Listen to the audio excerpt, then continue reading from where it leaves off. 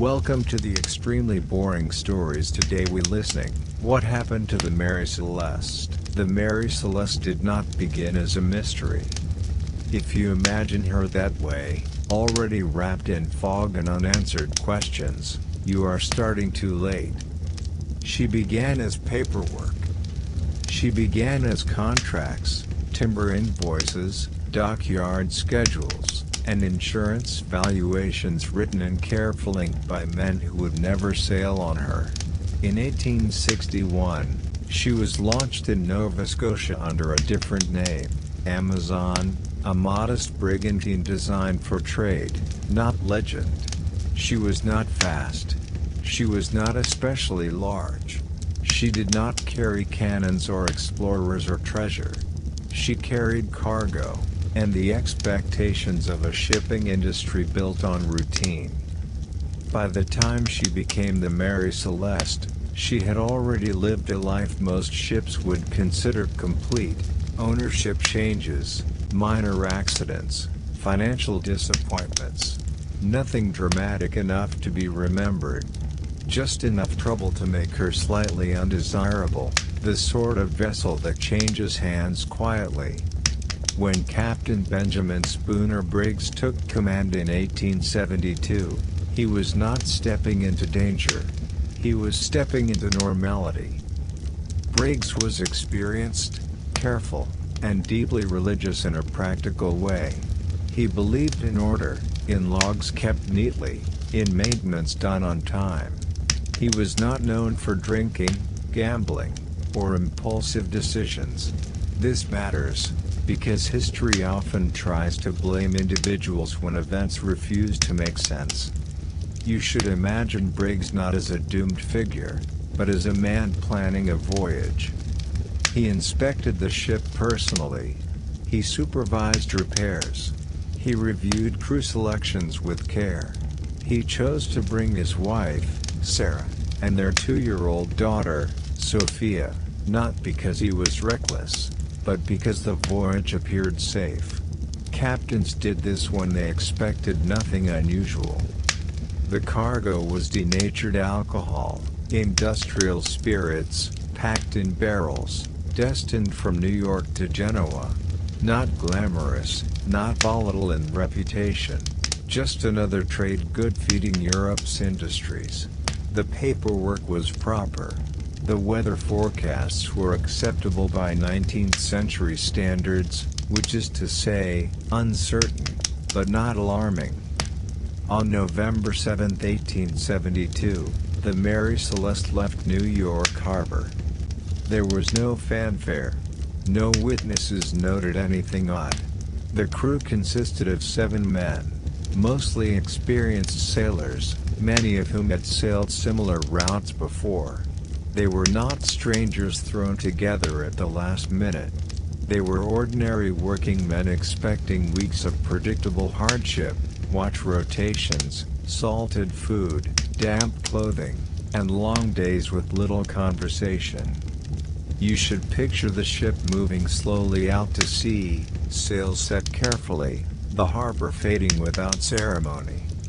The early days of the voyage appear uneventful. This is not speculation. This is based on the logbook. The logbook matters because it tells you what didn't happen.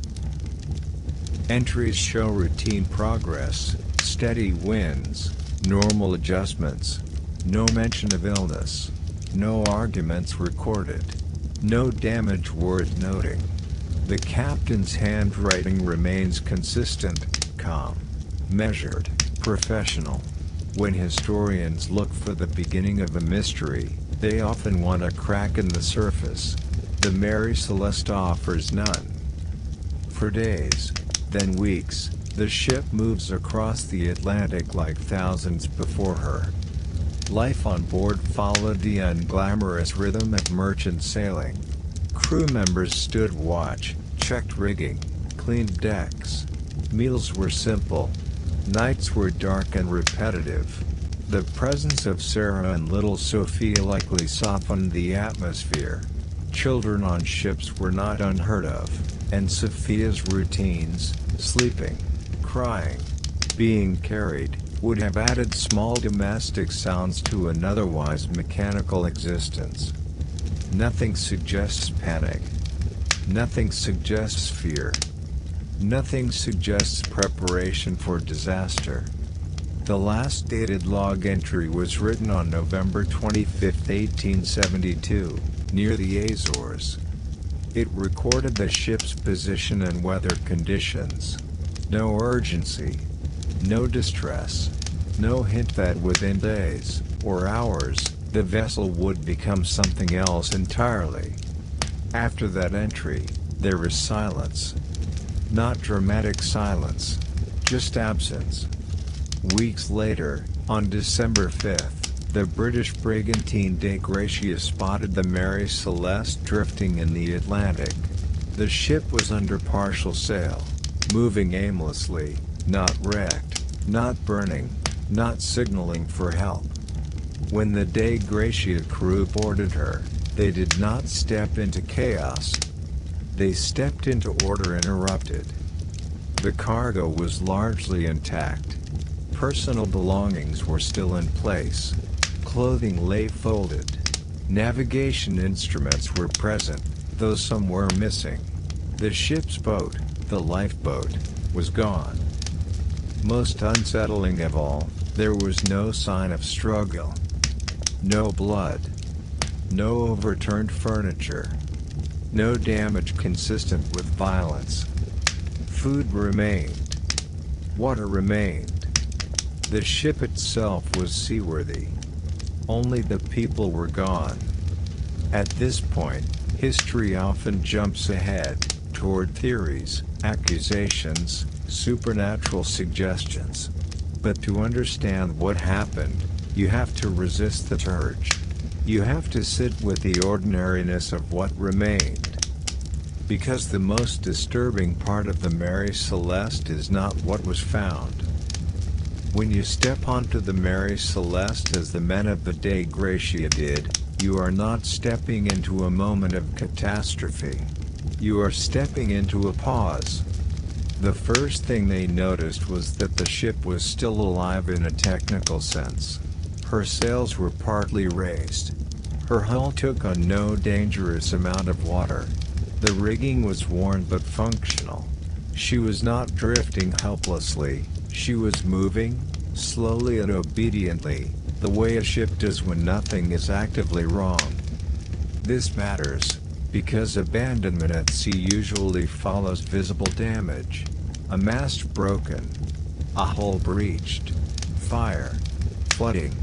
Something that gives no time to hesitate. Here, hesitation seems to have occurred. The boarding party moved carefully, expecting at any moment to find bodies, or at least signs of injury. They found neither. Instead, they found evidence of interruption. In the galley, cooking implements were clean. There was no pot left burning, no meal spoiled mid-preparation. In the captain's quarters, Briggs's personal effects were orderly. His wife's belongings were still there. A sewing kit rested where it might reasonably have been used last. The child's toys, few and simple, had not been gathered. This was not a ship emptied in haste. But it was also not a ship left calmly forever. Navigation instruments complicate the picture further. The sextant and chronometer, tools essential for determining longitude, were missing. Charts remained, but without the ability to calculate position accurately, they were limited. This suggests intention. Someone planned to navigate elsewhere. And yet, the lifeboat itself was small. Not built for a family and crew to cross open ocean for long. It was meant for emergencies, for short distances, for temporary survival until rescue or return. Why take navigational tools but leave food and water? That question has never found a satisfying answer. Then there is the cargo. The barrels of denatured alcohol were largely intact, but upon closer inspection, Some were empty. Not broken, empty. Alcohol barrels of that era were often made of red oak, which is porous. Over time, contents could seep or evaporate, especially under temperature changes. This was known. It was accounted for. It was boring. But empty barrels can also release fumes. Later investigators would fixate on this point. Alcohol vapor is flammable. An explosion could have occurred, or been feared, even without visible fire damage. Perhaps Briggs smelled fumes. Perhaps he heard a sound from the hold. Perhaps he imagined a catastrophic blast that would tear the ship apart. But imagination is not evidence. And yet, fear does not require proof to act. One theory suggests that Briggs, cautious by nature, may have ordered the crew into the lifeboat temporarily, intending to return once the perceived danger passed. Perhaps the boat was tethered. Perhaps the rope snapped. Perhaps the Mary Celeste, still under sail, simply moved away. This theory is appealing because it preserves logic. It allows everyone to be sensible. It explains why the ship was left intact and why the lifeboat was taken. But it rests on a fragile assumption that a captain would abandon a seaworthy ship, with his child aboard, based on a risk he could not confirm. Briggs had crossed the Atlantic before. He understood storms. He understood fumes. He understood danger. Would he have done this? The logbook offers one subtle clue. The final entries show increasing concern with weather and sea state, not panic, but attentiveness. Wind shifts. Sea conditions noted carefully. There is also a gap between recorded position and actual location where the ship was found, suggesting navigational uncertainty. This could mean instrument error, or miscalculation, or haste. It could also mean nothing. Another detail: water in the hold. When the Dei Gratia crew inspected the ship, they found about 3.5 feet of water in the bilge. For a ship of that size, this was not catastrophic. Pumps were available. Sailors routinely dealt with such conditions. But to someone already uneasy, someone with family aboard, it might have felt different. Not dangerous, just wrong. Maritime disasters are often loud. This one is quiet. It is built from small deviations, slight leaks, uncertain fumes, instruments removed, a boat missing. None of these alone explain abandonment. Together, they suggest a moment when caution tipped into decision. And then there is the behavior of the Dei Gratia crew themselves. When they discovered the ship, they did not celebrate. They were uneasy. Maritime superstition aside, experienced sailors knew something was off. A salvage claim was valuable, but it came with scrutiny. When they brought the Mary Celeste to Gibraltar, the authorities treated the case not as fortune, but as suspicion. Legal proceedings focused heavily on the possibility of fraud or murder. This is important because it shapes how the story survives. The men who found the ship were questioned relentlessly. Why had they altered course? Why had they boarded? Why did they believe the ship was abandoned? Why did they not search longer for survivors? The implication hovered unspoken. Perhaps the crew of the Dei Gratia knew more than they claimed. But evidence never supported this. No blood. No altered logs. No signs of struggle. No motive strong enough to justify such risk. Still, doubt clung to the case. The court reduced the salvage award, citing unanswered questions. Official records avoided conclusions. The incident was filed away not as a crime, but as an anomaly. and anomalies make people uncomfortable. As months passed, theories multiplied. Piracy was suggested, then dismissed. Pirates take cargo and valuables. Here, both remained.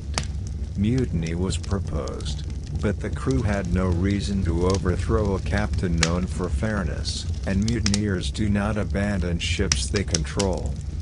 Natural disaster? No storm damage. Sea monsters? Newspapers enjoyed this idea far more than investigators did. What remains is a narrow band of possibilities, all unsatisfying. A temporary evacuation gone wrong. A misjudged risk amplified by isolation. A sequence of small decisions that became irreversible.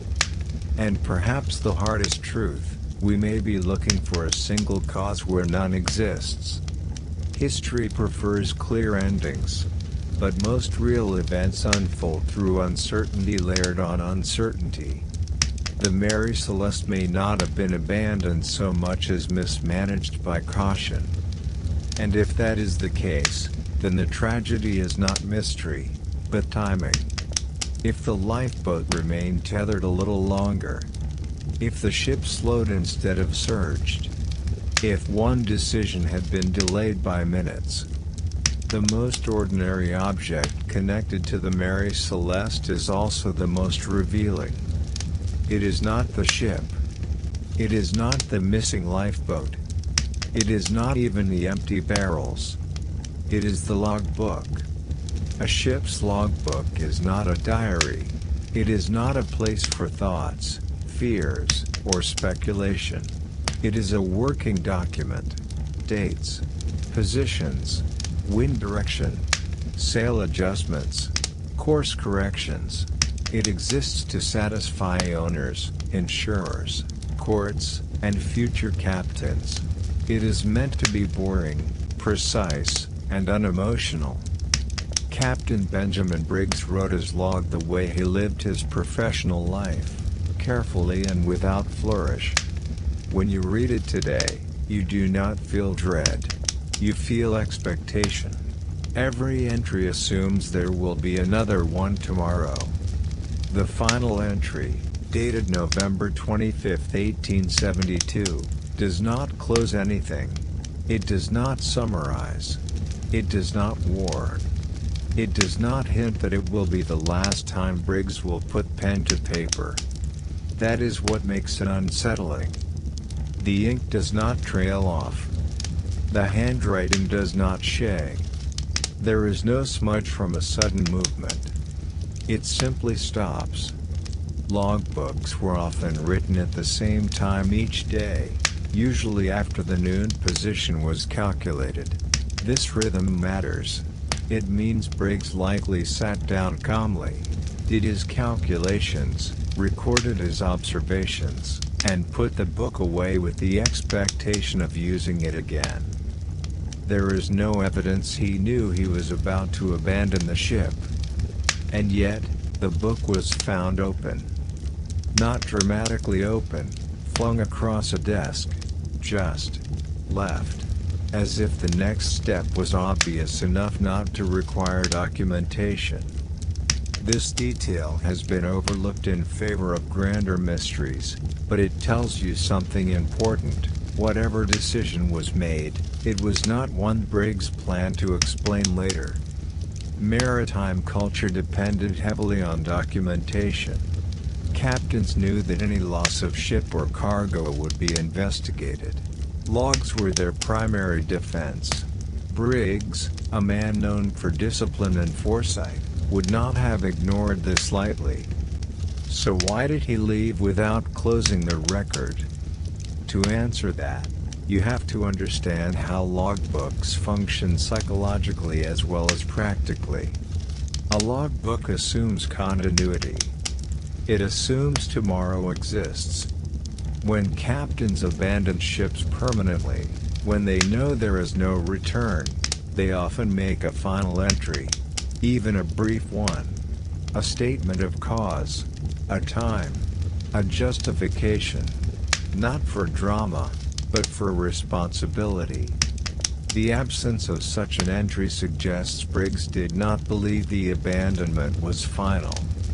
This aligns with the missing navigational instruments. He intended to go somewhere. He intended to know where he was. He intended, perhaps, to come back. But where? And for how long? The sea around the Azores is deceptively calm in reputation. It sits at a crossroads of weather systems. Winds shift unpredictably. Storms form and dissolve without warning. Visibility can be misleading, horizons flattening into sameness. A captain navigating with incomplete instruments could easily misjudge distance to land. A lifeboat launched toward a visible shoreline might not reach it. Currents might pull it sideways, away from safety, while the abandoned ship continued steadily onward. This is not speculation pulled from imagination. It is based on patterns documented in other maritime incidents of the era. Temporary evacuations were rare, but not unheard of. What is unheard of is success. The sea does not reward half decisions. Another subtle detail in the logbook: Briggs's recorded positions were slightly off from where the ship was eventually found. Not wildly wrong. Just enough to suggest cumulative navigational drift. This could mean instrument error, or calculation under pressure, or fatigue, or weather interference. Again, nothing dramatic. But boring errors matter at sea. A 1-degree mistake does not announce itself. It waits. You should also consider the social context of maritime authority. A captain's decisions were final, but not immune to challenge. Crew members could express concern. They could pressure. They could warn. But ultimately, Briggs bore responsibility for everyone aboard, including his family. If he sensed unease among the crew, about fumes, leaks, or weather, he may have felt compelled to act decisively to maintain confidence. Doing nothing can look like incompetence. Doing something, even temporarily, can feel like control. The logbook does not record dissent. But absence of record is not absence of conversation. Sailors live with risk daily. What unsettles them is not danger itself, but uncertainty. An invisible threat, like fumes, would have been worse than a visible storm. Now consider the placement of the logbook when found. It was not secured away. It was not packed. It was left where it could be resumed easily. This placement supports one interpretation strongly: Briggs did not consider the act he was about to take as abandonment. He considered it a maneuver. And maneuvers do not require last words. The tragedy, then, may lie in the mismatch between intention and outcome. History often asks, what happened to the crew of the Mary Celeste? But the logbook suggests a quieter question. At what exact moment did a temporary decision become irreversible? The sea does not mark that moment. It does not ring a bell. It does not pause. A rope breaks. A current shifts. A sail catches wind. And suddenly, two objects meant to remain connected, the ship and the boat, are not. If that separation occurred, there would have been no time to write it down. No time to explain. No time to correct. The logbook remains open not because Briggs forgot to finish it, but because he believed he would. Between the last line written in the logbook and the moment the Mary Celeste was found drifting, there is a span of time that contains everything, and tells you almost nothing. This is the most difficult space for historians to inhabit. There are no entries. No letters. No survivors. Only the residue of actions taken without an audience. When people imagine historical mystery, they often imagine secrecy, hidden plots, deliberate concealment, actors working in shadows. What likely happened aboard the Mary Celeste was the opposite. Decisions were probably made openly, discussed plainly, agreed upon in full view of everyone present. They were just never meant to be final. To understand this, you have to think like a working sailor rather than a storyteller. A captain does not wake one morning and decide to abandon a ship. The idea forms gradually, shaped by discomfort, concern, and repetition. A smell noticed once is nothing. A smell noticed again becomes a topic. A smell that lingers becomes a problem. Alcohol fumes are heavier than air. They sink. They accumulate in low spaces. Sailors knew this. They also knew that one spark, metal striking metal, a lantern mishandled, could cause catastrophe. There is no evidence an explosion occurred. There is no evidence a fire started. But the fear of one may have been enough. Fear, unlike damage, leaves no trace. Consider how Briggs might have reasoned. The ship is sound, but something feels wrong. The hold smells strange. A barrel or two has leaked more than expected. The weather is unsettled. His navigational readings don't align perfectly. His wife and child are aboard. He has choices. He can stay aboard and hope the risk is imaginary. He can open the hold and ventilate, risking ignition. Or he can remove everyone temporarily. None of these options is obviously correct. Temporary evacuation, while extreme, has one advantage: reversibility. It allows time. It allows distance from perceived danger. It feels controlled. And control is what captains are trained to maintain. If the crew entered the lifeboat, it would not have been chaos. Lifeboats were launched methodically. Lines were secured. Provisions were taken, not all of them, but enough for short survival. Navigational tools were brought because they would be needed, even for a brief relocation. The intention may have been to stay close. Perhaps the boat was tethered. Perhaps it followed in the ship's way. Perhaps Briggs believed he could monitor the situation safely. This scenario explains almost every detail found aboard. It explains why the logbook was left open. It explains why valuables remained. It explains why the ship showed no damage. It does not explain why the separation became permanent. But separation at sea requires very little force. A rope under strain snaps suddenly. A knot slips when wet. A change in wind direction pulls two vessels apart faster than expected. A sail, left set, catches more wind than anticipated. If the Mary Celeste surged forward even briefly, the lifeboat, lower, slower, burdened with people, would not have followed. And once distance opens at sea, it does not close again easily. The crew, watching the ship move away, would have faced an impossible situation. They could not swim after her. They could not row fast enough. They could not signal effectively. The ship, unmanned, would not respond. And here, speculation stops being dramatic and becomes grim. A small boat in the open Atlantic is not a long-term solution. Exposure, dehydration, and exhaustion work steadily, without spectacle.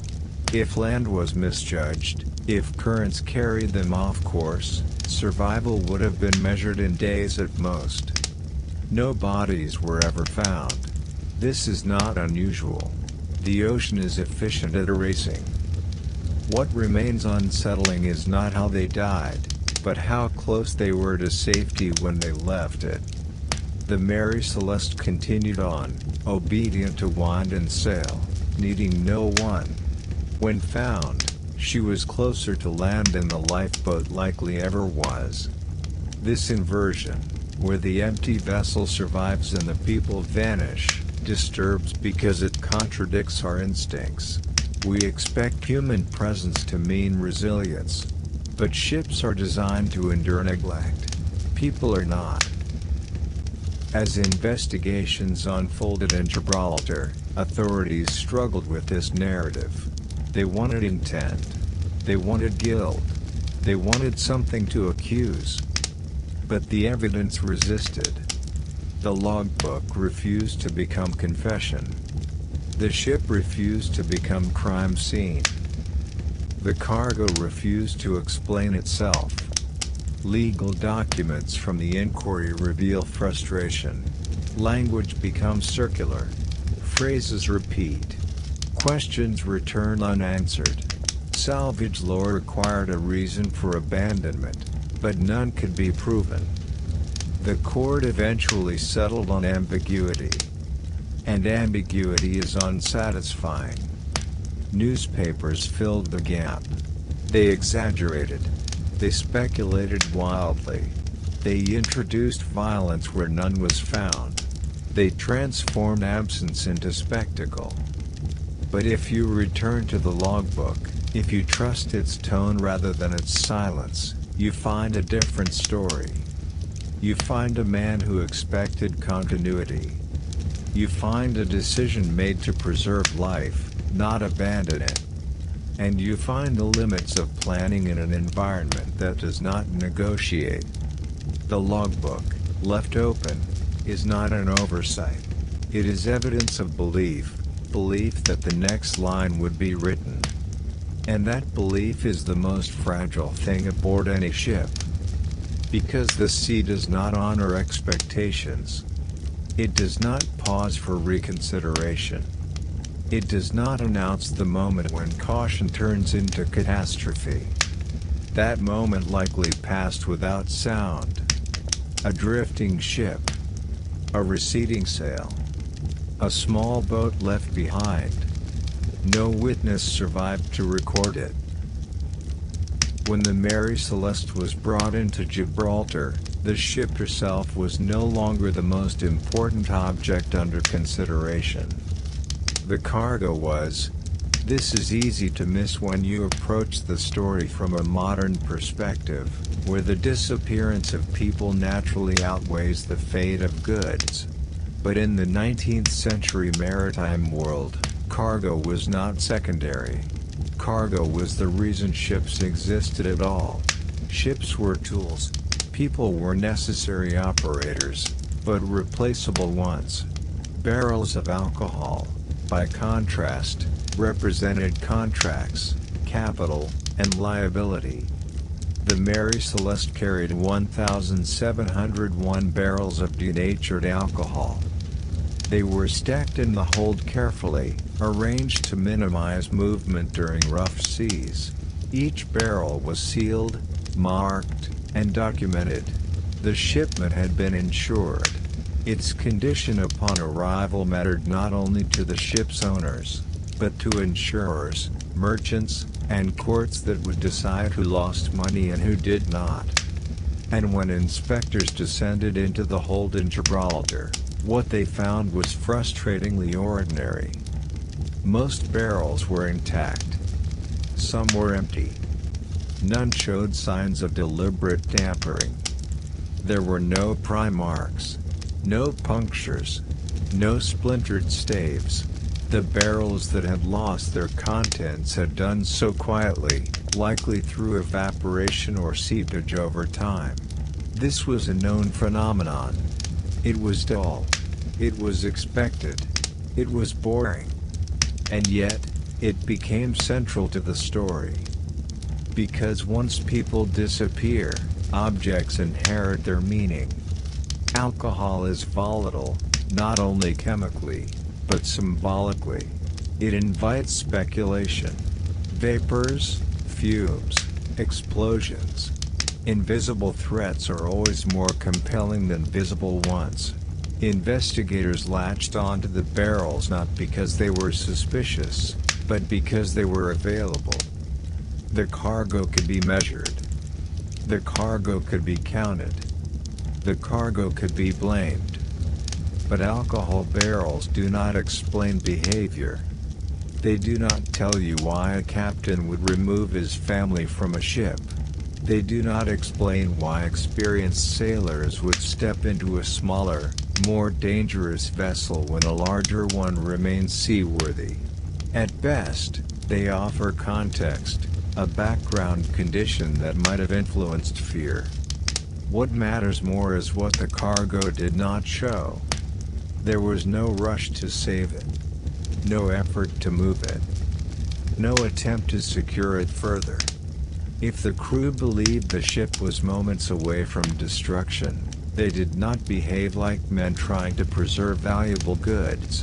This suggests the threat was not perceived as immediate, or at least not inevitable.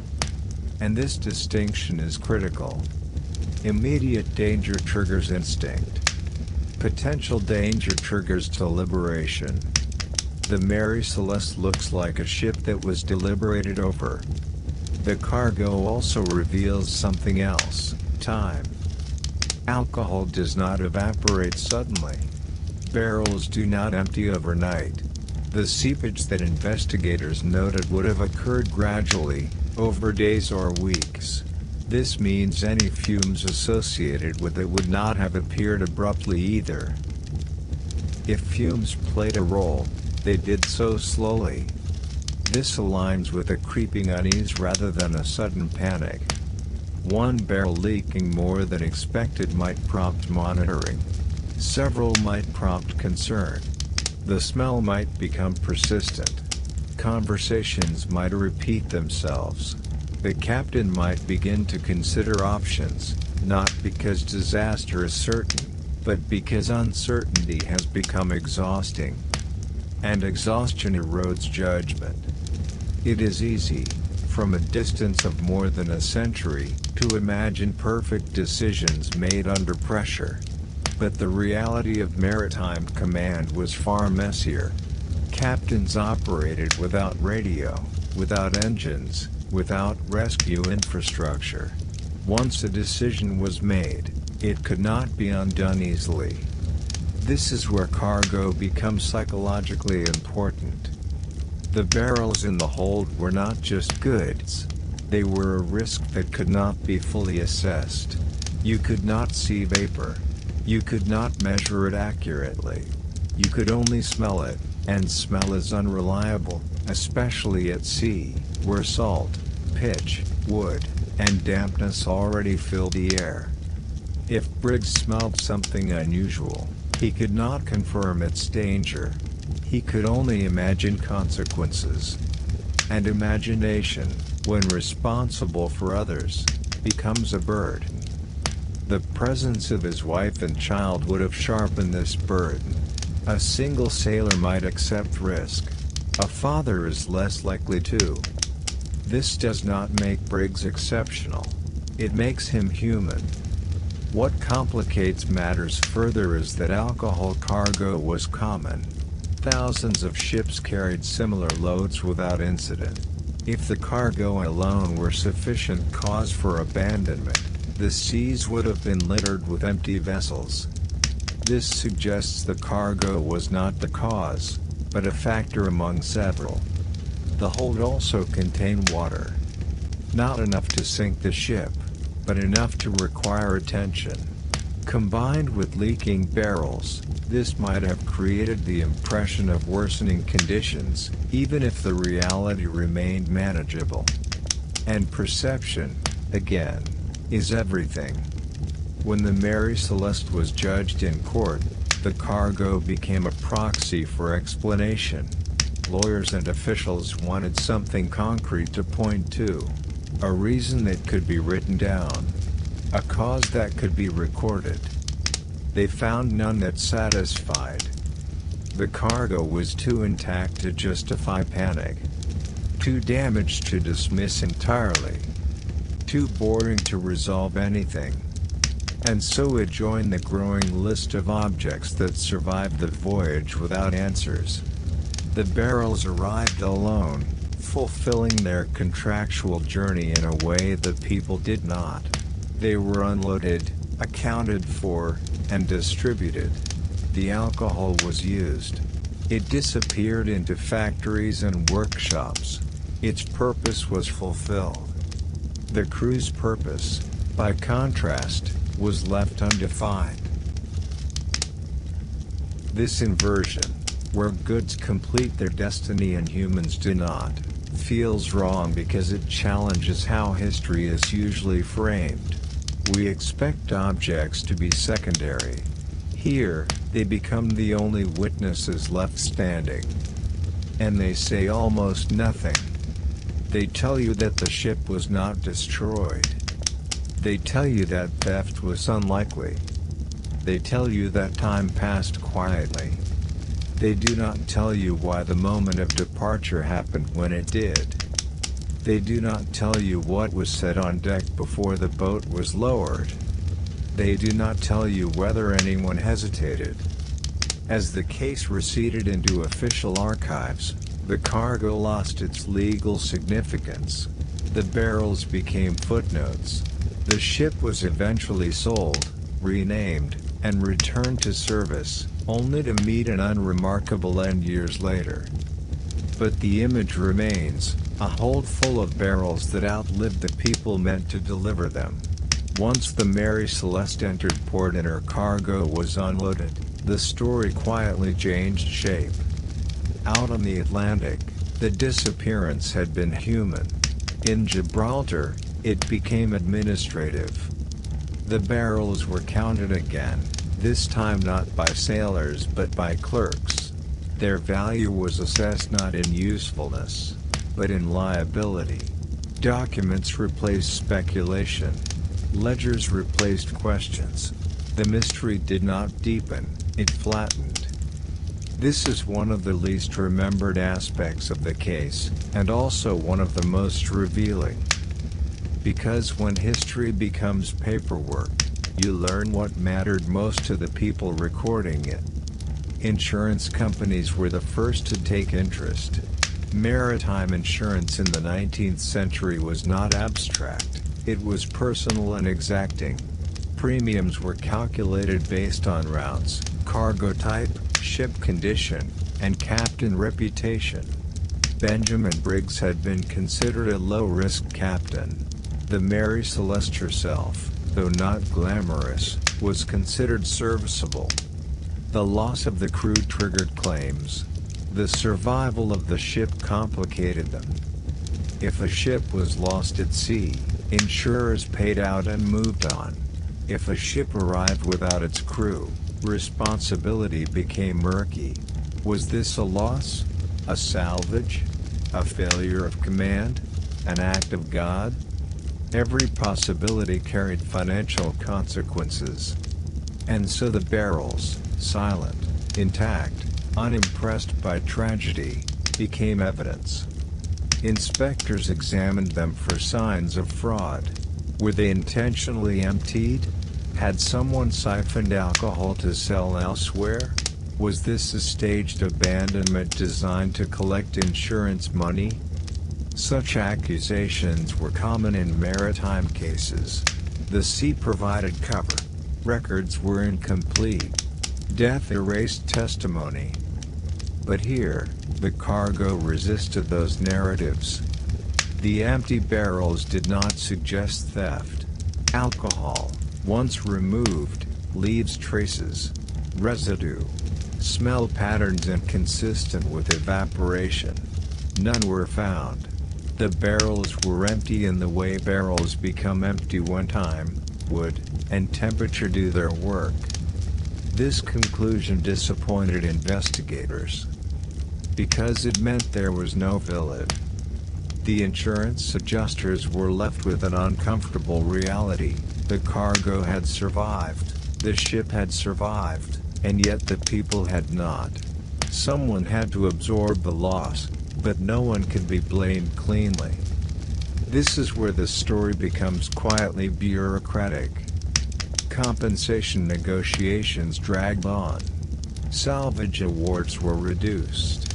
Language in official correspondence became cautious, evasive, repetitive. No one wanted to set a precedent that encouraged captains to abandon ships without clear cause. At the same time, no one wanted to accuse a dead man of negligence without proof. So the case was allowed to fade. The cargo, meanwhile, moved on. Once released, the alcohol entered supply chains. It was diluted, processed, used. Its journey continued without memory. Unlike the crew, it did not require explanation to justify its presence in the world. The families of the Mary Celeste crew received no bodies, no final statements, no certainty.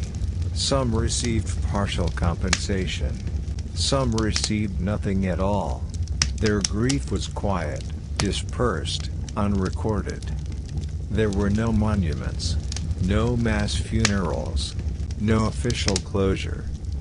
And so, the cargo assumed a strange symbolic role. It became the only complete part of an incomplete voyage. Every barrel that reached its destination represented a promise fulfilled in the midst of human absence. The ship delivered what it was built to deliver, minus the people who made delivery possible. This inversion challenges how we think about purpose. The voyage's economic goal was achieved.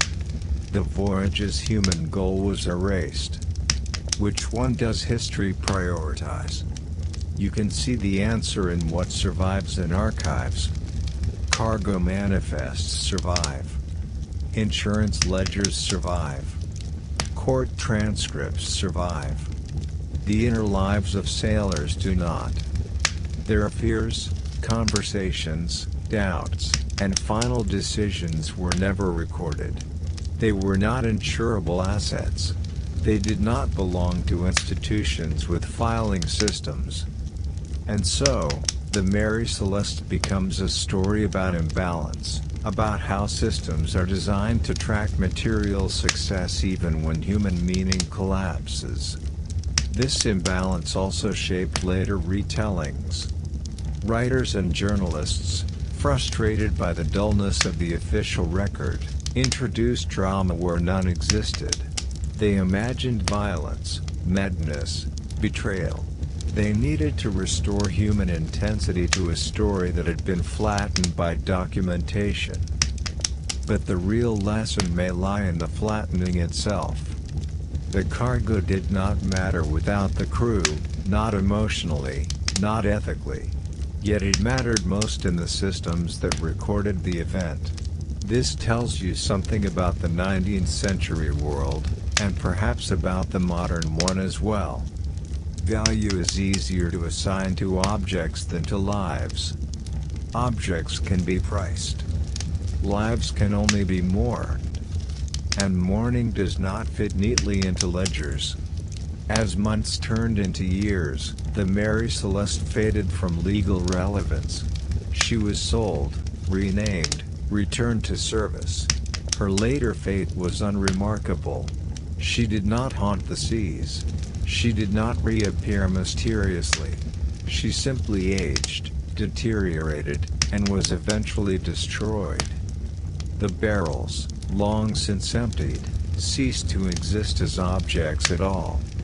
Only the idea of them remains, stacked neatly in a dark hold, waiting patiently while the people responsible for them stepped away.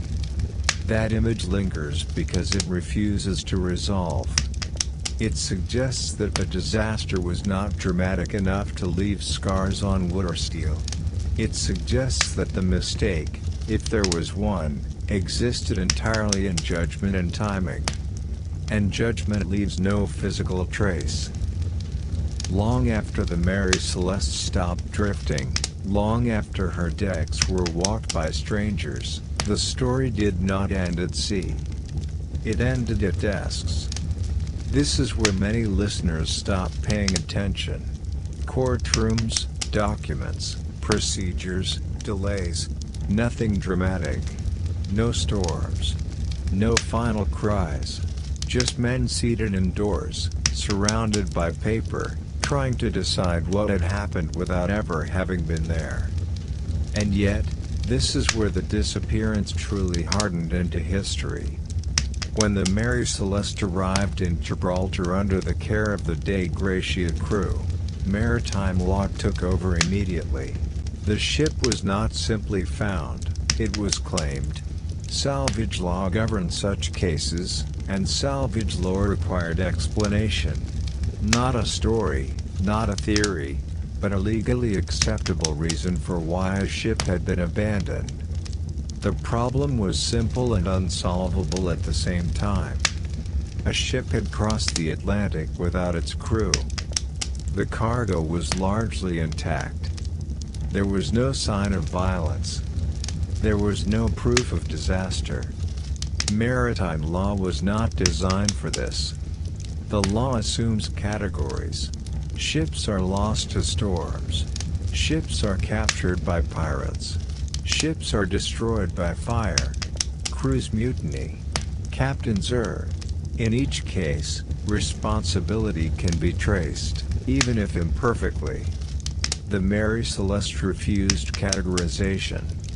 This refusal turned a routine salvage hearing into an extended legal discomfort. The Attorney General of Gibraltar, Frederick Solly Flood, took personal control of the inquiry. This detail matters, because Solly Flood was not neutral by temperament. He was suspicious, meticulous, and deeply uncomfortable with ambiguity. He believed that every event had a cause that could be uncovered if pressed hard enough. He was not prepared to accept that nothing definitive had happened. The crew of the Dei Gratia were examined repeatedly. Their testimony was scrutinized for inconsistencies. Their motivations were questioned. Their movements were reconstructed. Why had they altered course? Why had they boarded the vessel? Why had they assumed it was abandoned? Behind every question hovered the suggestion of wrongdoing. This was not unusual. Salvage fraud existed. Crews had been known to exaggerate distress, falsify abandonment, even eliminate competitors at sea. Solly Flood knew this history. He suspected it here. But suspicion is not evidence. The Mary Celeste did not cooperate with the narrative Solly Flood wanted to build. There were no marks on the deck, no altered logs, no cargo missing that could justify theft, no injuries aboard the Dei Gratia crew suggesting struggle. Still, Solly Flood persisted. He ordered inspections. He commissioned reports. He explored unlikely possibilities, including mutiny and murder, even though nothing physical supported them. At one point, he speculated that the ship's chronometer might have been deliberately damaged to mislead investigators, a claim unsupported by technical analysis. What you see, reading the transcripts today, is not discovery, but frustration. The law was attempting to force clarity where none existed. And clarity is something the sea rarely provides. Maritime law is built on the idea of responsibility. Someone must be at fault, or something must be blamed. The concept of collective misjudgment, of multiple reasonable decisions aligning badly, does not translate well into legal terms. So the inquiry dragged on. Weeks became months. Language became cautious.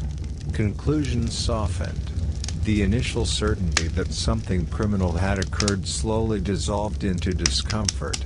Solly Flood never formally accused the Dei Gratia crew of murder, but his lingering doubts ensured their salvage reward was reduced.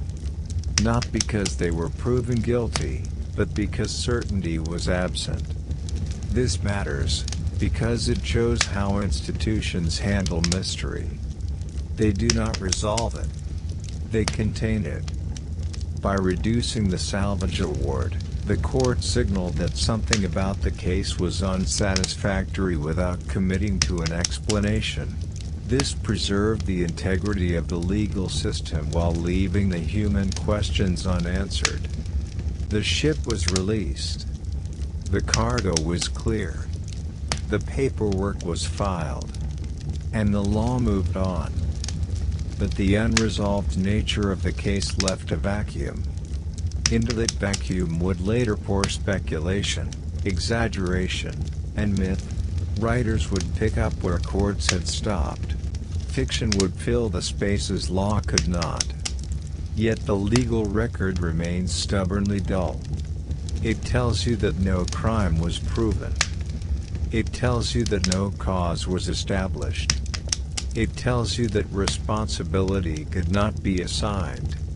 And that may be the most honest outcome possible. The law, like history, prefers endings. The Mary Celeste offered none. So it was shelved, not solved, but set aside. As you imagine the final moments of the inquiry, picture not drama, but fatigue. Men closing files. Clerks tying bundles of documents. A case labeled, stored, and slowly forgotten. The sea had erased the people. The law erased the urgency. What remained was a record of uncertainty preserved precisely because it could not be resolved. By the time the legal inquiry into the Mary Celeste reached its later stages, something subtle had changed. The question was no longer what happened. The question had become what can we safely say happened. This distinction matters more than it seems, because law does not exist to satisfy curiosity. It exists to produce outcomes that can be defended, referenced, and repeated. When certainty is unavailable, the law does not improvise, it narrows. You can see this narrowing clearly in the documents produced in Gibraltar. Early language is speculative and sharp. Phrases like strong suspicion, possible foul play, and unexplained conduct appear with confidence. Later language becomes cautious, almost evasive. Words soften. Sentences lengthen. Conclusions retreat. This is not because new evidence emerged. It is because no evidence emerged at all. The inquiry reached a point where continuing to push would only expose the limits of its authority. Solly Flood could suspect. He could hypothesize. But he could not prove. And proof is the only currency that matters in law. So the case shifted from investigation to containment. Containment does not mean resolution. It means making uncertainty manageable. The salvage award to the Dei Gratia crew was reduced, not drastically, but deliberately. This decision is often misunderstood as punishment. In reality, it was a signal. The court was saying, we cannot fully endorse this narrative, but we cannot reject it either. This is a bureaucratic compromise. No one was accused. No one was exonerated completely. No explanation was accepted as definitive. The ship, meanwhile, waited. Ships involved in legal proceedings are immobilized. They cannot be sold, refitted, or sailed until ownership and responsibility are clarified. The Mary Celeste sat quietly, her decks aging, her story cooling in the air.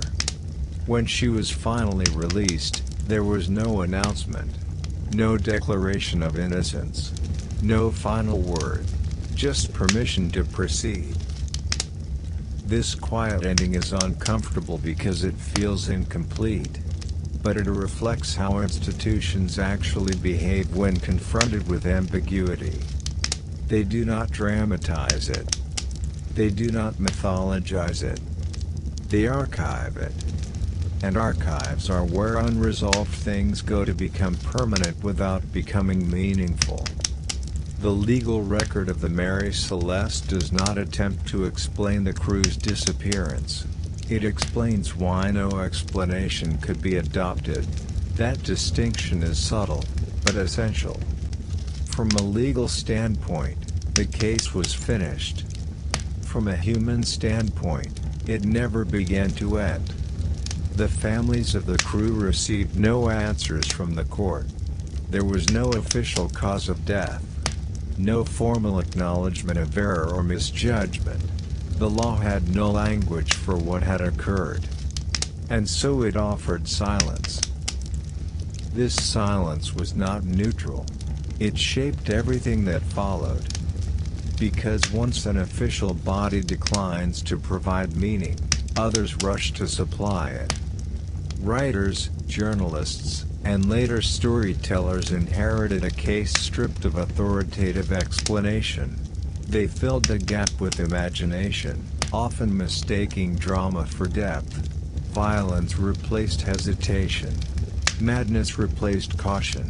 Supernatural ideas replaced administrative boredom. The legal silence created narrative noise. But if you return to the court documents themselves, they are striking in their restraint. They do not accuse Briggs of incompetence. They do not claim mutiny. They do not assert fraud. They simply conclude that the ship was abandoned for reasons unknown. This is not failure. It is honesty within constraint. Maritime law could not punish a dead man. It could not indict without evidence. It could not endorse speculation. So it did what institutions do best when truth is inaccessible: it recorded the limits of knowledge. And then it moved on. This raises a difficult reflection. We often assume that mystery survives because institutions are careless, corrupt, or incompetent. The Mary Celeste suggests something else. Mystery sometimes survives because institutions are cautious. They refuse to invent certainty. The result is unsatisfying, but perhaps more faithful to reality than any tidy conclusion could be. The law did not solve the disappearance. It stabilized it. It froze the event in a state of permanent uncertainty, where it remains accessible but unresolved. And that is why, more than a century later, you are still listening. Because the Mary Celeste did not fail the law. The law simply reached the edge of what it could say. When the Mary Celeste disappeared from the world of the living, it did not disappear from the world of obligation. Ships vanish at sea often enough. When they do, families mourn, insurers pay, and life, unevenly, continues. But the Mary Celeste created a different kind of absence. It left behind not wreckage, not bodies, not even certainty of death. It left behind people who could not properly grieve. The families of Captain Benjamin Briggs and his crew were not told their loved ones had perished. They were told only that the ship had been found without them. This distinction may seem small, but it is everything. Death without proof suspends the living in a state of unfinished emotion. There was no funeral for Briggs. No grave for Sarah. No marker for little Sophia. There were no confirmed last moments to hold on to. In the 19th century, this mattered deeply, not only emotionally, but legally. Death certificates governed inheritance, remarriage, pensions, and reputation. Without a body or formal declaration, families were trapped between hope and resignation. Benjamin Briggs's extended family faced an especially cruel ambiguity. Briggs was respected. He was methodical. He was known to be cautious rather than bold. His disappearance invited speculation that cut directly against his character. Rumors, quiet at first, suggested incompetence, fear, even madness. None were supported by evidence. But absence invites invention. For Sarah Briggs's relatives, the loss was quieter still. Women's lives were less documented, their deaths less remarked upon publicly. Sarah existed in records mostly as a wife, a passenger, an accompaniment.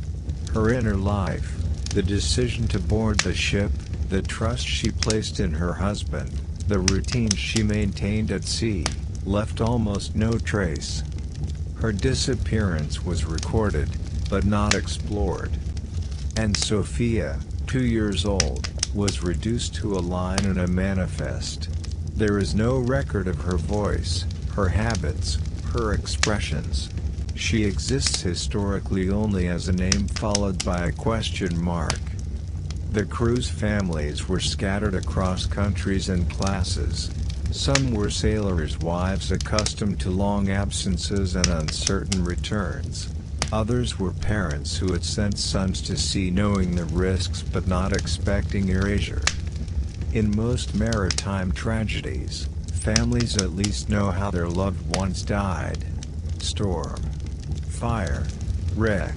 These narratives allow grief to organize itself. They give shape to loss. The Mary Celeste gave none. There was no storm to blame. No enemy to curse. No final stand to imagine. Only silence.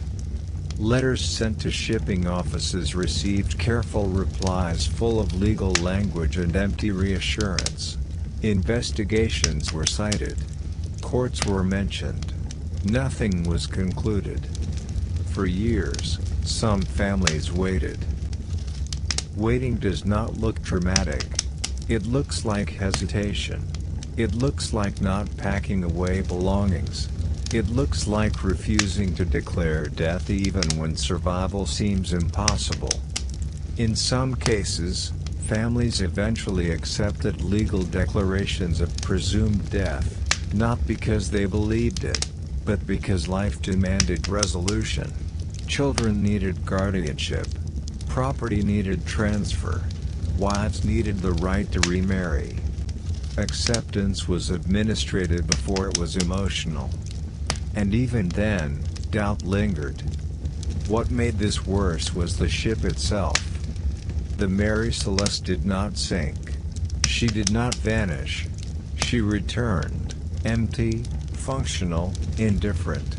This physical survival of the vessel made emotional closure harder. How could everyone aboard be gone when the ship itself had endured? This contradiction haunted families. It suggested that something preventable had happened. That a different decision might have saved them. That blame, if not provable, might still exist.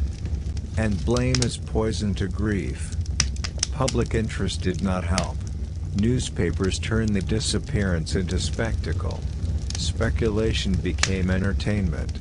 Families read theories suggesting murder, mutiny, insanity. They saw their loved ones transformed into characters in stories written by strangers. There was no way to correct these narratives. The families had no facts to counter fiction. Over time, some withdrew from public attention entirely. Others attempted to defend reputations through letters and statements that rarely reached wide audiences. Silence, once again, won. What remains striking is how quickly official attention faded compared to private pain. The court moved on. The ship was sold. The cargo was consumed. But the families lived with unresolved absence for the rest of their lives. This is the part of history that rarely makes it into records, not because it is unimportant, but because it is repetitive. Grief does not change form often. It endures. There were no anniversaries marked publicly. No memorials erected. No collective acknowledgement of loss. Each family grieved alone, with only rumor for company. and rumor is not kind. As decades passed, the Mary Celeste became legend. Its name detached from the people it once carried. Mystery replaced mourning. Entertainment replaced empathy. The families, meanwhile, were forgotten. This imbalance is common in historical memory. Events survive. People fade. But if you pause here, before theories, before conclusions, you encounter the most human consequence of the disappearance. A group of ordinary people lost their loved ones not to violence or spectacle, but to uncertainty. And uncertainty, unlike tragedy, does not end. For the families of the Mary Celeste crew, the disappearance did not arrive as a single blow. It arrived as a condition. Days passed first, then weeks. At sea, delay is not immediately alarming. Ships run late. Weather intervenes. Letters arrive out of order. The ocean trains families to be patient in ways land never does. So at first, there was only mild concern. Then the dates stretched. Shipping offices were contacted. Harbors were checked. Other captains were asked quietly if they had seen the vessel. The answers were careful, neutral, professional. Nothing confirmed. Nothing denied. This limbo is its own kind of cruelty. Unlike sudden loss, which shocks and then demands response, prolonged uncertainty drains steadily. It teaches families to live in partial readiness, half grieving, half hoping. You do not close accounts. You do not give away clothing. You do not allow yourself to believe too strongly in either outcome. You wait. For Sarah Briggs's relatives, this waiting was especially disorienting. She had not been expected to travel often.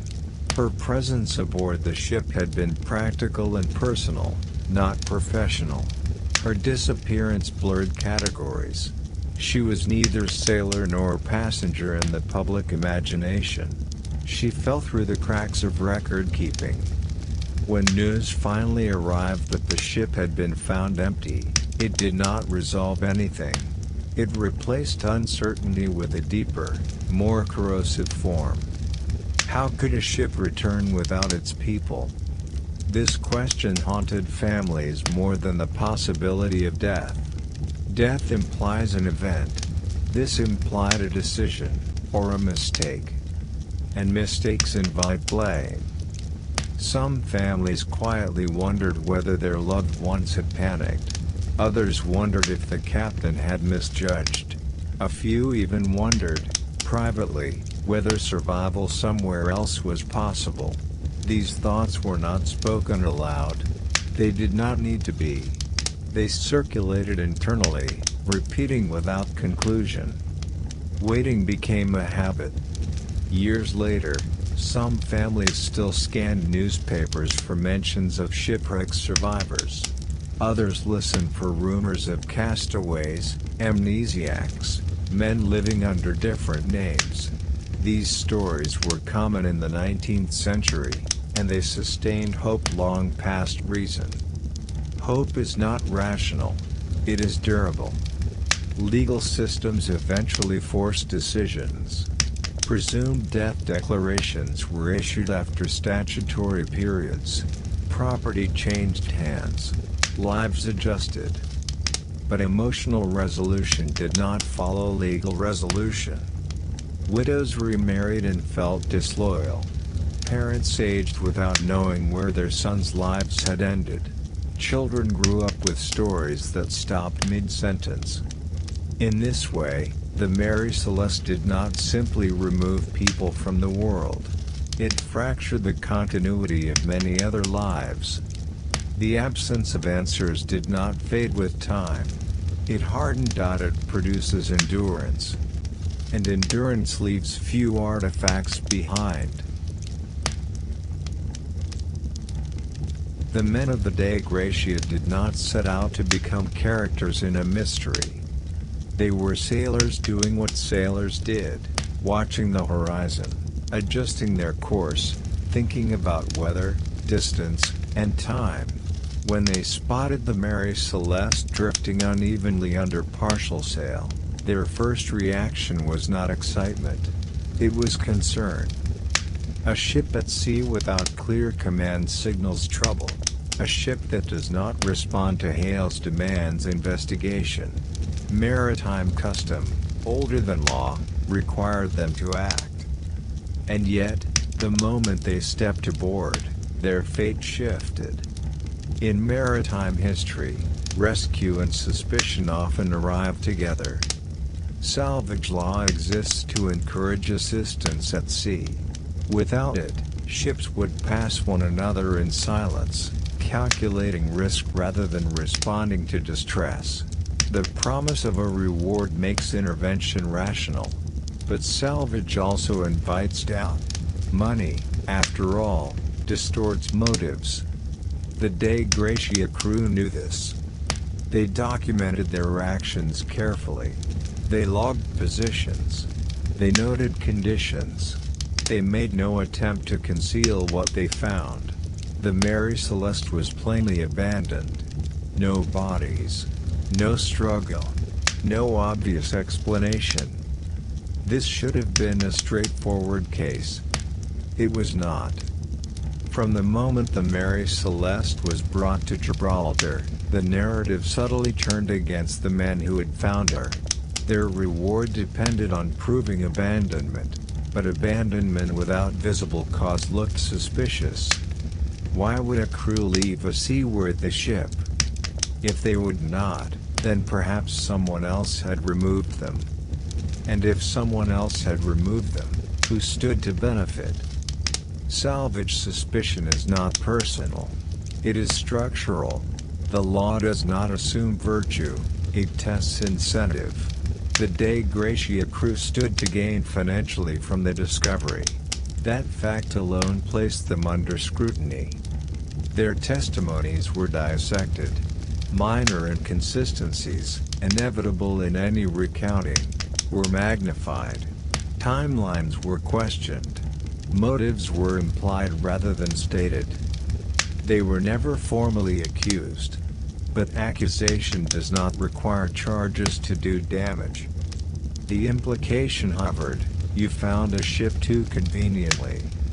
This inversion, where rescuers must defend themselves, reveals something uncomfortable about how institutions interpret benevolent acts when money is involved. Had the Mary Celeste been wrecked, the Dei Gratia would have been praised. Had bodies been found, sympathy would have anchored their story. But absence created opportunity for doubt. And doubt, once introduced, spreads easily. The crew of the Dei Gratia did not profit greatly in the end. Their salvage award was reduced. Their reputations were quietly shadowed. Their role in history became ambiguous, neither heroes nor villains, but something in between. This ambiguity stuck. Later retellings often portray them as opportunists, or worse. This is unfair, but predictable. Stories prefer antagonists. If no crime can be proven, implication becomes substitute. Once suspicion attaches itself to a person, it rarely leaves cleanly.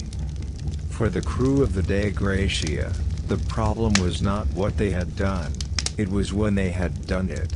They were the first witnesses to a situation that made no sense. And first witnesses inherit responsibility for meaning, even when they possess none. In Gibraltar, their presence became procedural. Names were recorded, ages noted, statements taken. Each sailor was asked to repeat his account, again and again, until repetition itself began to sound like rehearsal. This is a known phenomenon in legal inquiries. Consistency is demanded, but human memory does not improve with pressure. Small differences in phrasing appear. Time estimates shift slightly. Emphasis changes. These variations were treated not as natural, but as revealing. The inquiry's tone hardened. Why had they boarded so quickly? Why had they not searched longer for survivors? Why had they not waited for official authority? Each question assumed an alternative action that, in reality, may not have been available. At sea, hesitation carries risk. A drifting ship can collide, capsize, or disappear over the horizon. The Dei Gratia crew acted within the norms of their profession. But norms do not always align with post-event expectations. In the courtroom, distance distorts judgment.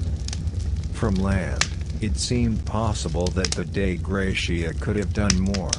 From the deck of a working ship, balancing crew safety, weather, and limited daylight, more is often not an option.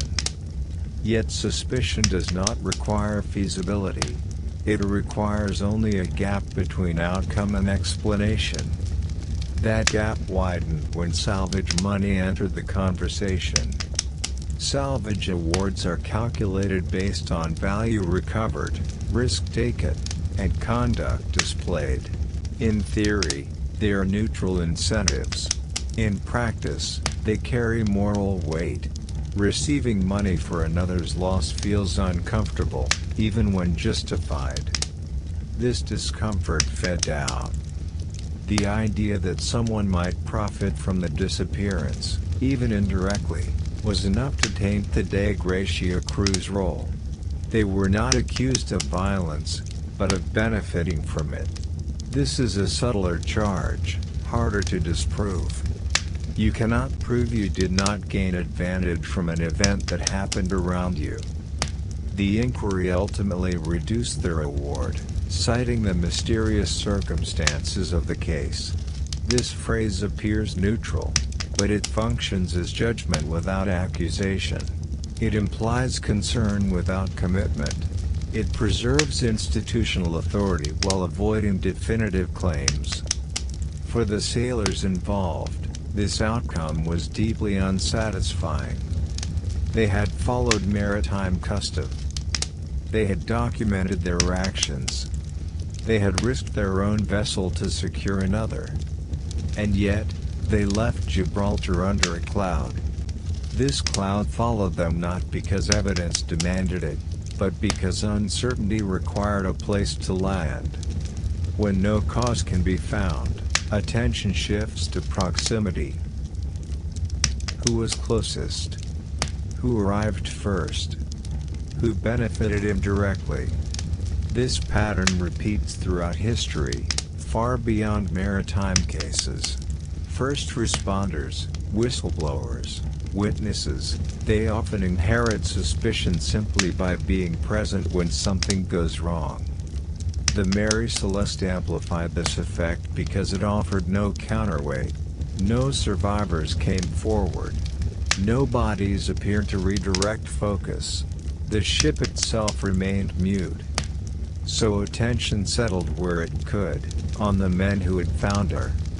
Years later, popular retellings would exaggerate this suspicion into something darker. The Dei Gratia crew became shadowy figures in sensational accounts, their ordinary professionalism reframed as opportunism or cunning. These portrayals tell you more about storytelling than about history. In truth, the crew faded back into obscurity. They sailed other routes. They encountered other dangers. The sea reclaimed them into anonymity, as it does most working sailors. But the suspicion attached to their names in the Mary Celeste case never fully dissolved. This reveals a quiet truth about how mystery operates socially. When events resist explanation, people seek balance. If loss is great, someone must carry weight equal to it. If no villain emerges naturally, suspicion distributes itself unevenly, often settling on those least able to refute it. The Dei Gratia crew could not prove a negative. They could not supply answers the sea had taken. And so, they became part of the story, not as actors, but as surfaces onto which doubt could be projected. The Mary Celeste might have remained a footnote in maritime records if it were not for newspapers. Before ink touched newsprint, the disappearance was administrative, restrained, and frustratingly dull. Court transcripts were cautious. Statements were repetitive. Conclusions were deliberately limited. There was nothing dramatic to quote, nothing decisive to headline. This was a problem. Newspapers do not thrive on restraint. They thrive on shape, beginnings, tensions, revelations. The Mary Celeste offered none of these. What it offered instead was an absence that could be stretched into meaning if handled loosely enough. And so, it was. Early reporting was factual. Dates, locations, cargo lists, names. But facts alone do not hold attention for long. Readers wanted explanation, and when explanation was unavailable, implication stepped in. Headlines began to change tone. A ship found abandoned became a ship mysteriously deserted. An investigation without conclusion became an unsolved enigma. Caution transformed quietly into suspicion. This transformation did not require dishonesty. It required emphasis. Journalists highlighted what was missing rather than what was present. They framed ordinary details as unsettling. A meal left uneaten became the Last Supper. A missing lifeboat became a desperate escape.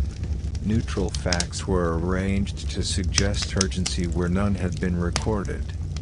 This is how mystery is manufactured, not through invention, but through arrangement. Once the story crossed borders, the effect intensified. International papers borrowed from one another, repeating phrases, amplifying tone. Each retelling leaned slightly further into speculation, not because facts changed, but because novelty demanded escalation. Silence was no longer acceptable. It had to mean something. Writers began to suggest possibilities the courts had refused to endorse. Mutiny, madness, alcohol-fueled hallucination, piracy without evidence. Each theory was presented not as fiction, but as one possible explanation among many. The phrase is harmless. Its effect is not. By placing speculation alongside fact, newspapers blurred the boundary between evidence and imagination. Readers were not instructed to distinguish. They were invited to wonder. And wonder, once engaged, rarely remains patient. Within a few years, the Mary Celeste had acquired a reputation far larger than its actual record justified. It was no longer just a ship. It was a symbol of the sea's unpredictability, of human folly, of something unknowable and unsettling. This reputation detached the story from its origins. The careful tone of maritime law disappeared. The quiet grief of families was ignored. The practical explanations, however incomplete, were crowded out by more vivid alternatives. One writer, decades later, would introduce outright fiction into the narrative, describing a scene of abandoned meals and spilled blood that never existed. The story was compelling. It was also false. But by then, correction no longer mattered. The myth had taken hold. What newspapers had done, unintentionally or not, was shift the center of gravity. The Mary Celeste was no longer about a decision made at sea. It was about mystery itself. And mystery is self-sustaining. Once readers expect the unknown, clarity feels disappointing. A reasonable explanation becomes unsatisfying. The truth, if it exists, must compete with the thrill of not knowing. This is where history begins to drift. The ship's name became shorthand for unexplained disappearance. It was invoked in unrelated contexts. It was referenced without detail. It entered language as metaphor rather than event. The people aboard vanished a second time, this time beneath layers of storytelling. This transformation was not malicious. It was structural. Newspapers are not archives. They are engines of attention. When attention moves on, it leaves behind only the most striking version of events. And the most striking version of the Mary Celeste was never the most accurate. Once the Mary Celeste entered the newspapers, it never truly left. What changed was not the information, but the distance from it. Early articles still referenced court proceedings and official uncertainty. But as months passed and no new facts emerged, journalists began recycling older reports. This repetition was not marked as such. Each retelling appeared fresh to new readers, even though it carried no additional substance. Repetition did the work evidence could not. Details that had once been framed cautiously became fixed through familiarity. Phrases hardened. Abandoned under mysterious circumstances became a permanent descriptor. It no longer required explanation. It was assumed. This is how narrative gravity forms. Once a phrase appears often enough, it stops being questioned. Readers internalize it as background truth. Writers, seeing it accepted, repeat it without re-examination. Over time, the story becomes less about events and more about expectations. And expectations reshape memory. One small example illustrates this clearly: the idea of food left out on the table. Early reports never claimed this. Inspections did not describe meals interrupted mid-bite. But later articles suggested domestic scenes frozen in time. Plates, cups, half-finished routines. Why? Because such images feel eerie. They make absence visible. The problem is that they were invented. Yet once printed, they spread. Other writers cited them without verification. The image became canonical, despite having no basis in the record. Correction was rare, because correction is boring. What followed was escalation. If meals were abandoned, perhaps panic had occurred. If panic occurred, perhaps violence preceded it. If violence occurred, perhaps someone survived long enough to act deliberately. Each step built on the previous one, none of them anchored to evidence. This process did not require deceit. It required momentum. By the late 19th century, the Mary Celeste was no longer treated as a case. It was treated as a story template. Writers adapted it to fit themes they wished to explore: the danger of the sea, the fragility of order, the unknowability of human behavior.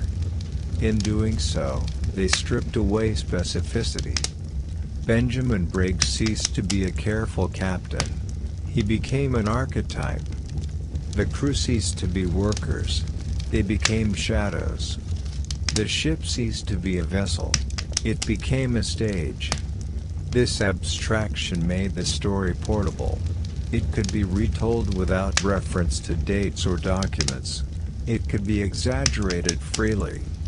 Perhaps the most consequential moment came when a fictionalized account was published under the guise of reportage. It introduced dramatic elements, conflict, blood, madness, that had never existed. The author did not intend to deceive permanently. But the distinction between fiction and fact blurred immediately. Later readers absorbed the version without its context. This is how myth enters history, not through lies, but through unattributed imagination. Once the dramatic version took hold, sober analysis struggled to compete. Scholars who attempted to restore accuracy were ignored outside academic circles. Their work lacked the tension readers had come to expect. The boring truth, that a series of cautious decisions may have gone wrong, could not rival the allure of terror. So the newspapers moved on, but they left behind something durable, a narrative framework that rewarded mystery over explanation. This framework influenced everything that followed. Books, plays, essays, casual references, even modern discussions begin from the assumption that the Mary Celeste was inexplicable, rather than merely unresolved. The difference matters. Inexplicable suggests something beyond reason. Unresolved suggests missing information. One invites wonder. The other invites patience. Newspapers chose wonder. And in doing so, they taught generations of readers how to feel about uncertainty, not as a limitation, but as an attraction. As this section closes, the transformation feels complete. Silence has been replaced by story, absence by implication, and repetition by belief. When mysteries refuse to resolve, people often look backward for flaws. They ask whether someone must have been careless, impulsive, or unstable, because catastrophe feels easier to accept when it can be blamed on character. The story of the Mary Celeste has been no exception. Over time, suspicion has drifted quietly toward Captain Benjamin Briggs, not because evidence demanded it, but because uncertainty seemed to require a human source. But when you examine Briggs closely, recklessness is the one trait that does not fit. Briggs was not a romantic sailor chasing fortune. He was a professional mariner shaped by routine, responsibility, and reputation. He had sailed for years without incident. He was known among peers as methodical, even cautious. His religious beliefs emphasized order and duty rather than bravado. Nothing in his past suggested impulsive decision-making under pressure. This matters because history often reduces individuals to outcomes. If something goes wrong, the person in charge becomes suspect by default. But leadership does not always fail loudly. Sometimes it fails quietly, through reasonable judgment applied in imperfect conditions. Briggs's decision to take his wife and child aboard is often misread as evidence of overconfidence. In reality, it points in the opposite direction. Captains did this when they expected predictability. They did not bring families into danger casually. Sarah Briggs had sailed with him before. This voyage was meant to be manageable, not adventurous. Everything about Briggs's preparation supports this interpretation. He inspected the ship personally. He chose a familiar route. He selected an experienced crew. He kept meticulous records. These are not the actions of a man inclined toward rash choices. If Briggs abandoned the Mary Celeste, it was not because he underestimated risk. It was likely because he overestimated a particular danger, perhaps fumes, perhaps water in the hold, perhaps navigational uncertainty, and acted conservatively. Conservatism, at sea, can be dangerous in its own way. The sea rewards decisiveness, but it punishes misjudgment regardless of intent. A cautious decision made at the wrong moment can be just as fatal as a reckless one. This is uncomfortable to accept because it denies us moral clarity. There is no lesson about arrogance or folly. There is only timing. Briggs's logbook reinforces this view. It shows attention, not panic. It records conditions steadily, without alarmist language. There is no sign of deteriorating judgment. If anything, it suggests increasing vigilance. And vigilance, when paired with responsibility for others, can tip into preemptive action. Imagine the position he may have found himself in, a captain responsible not only for cargo and crew, but for a child too young to understand danger and a wife who trusted his decisions implicitly.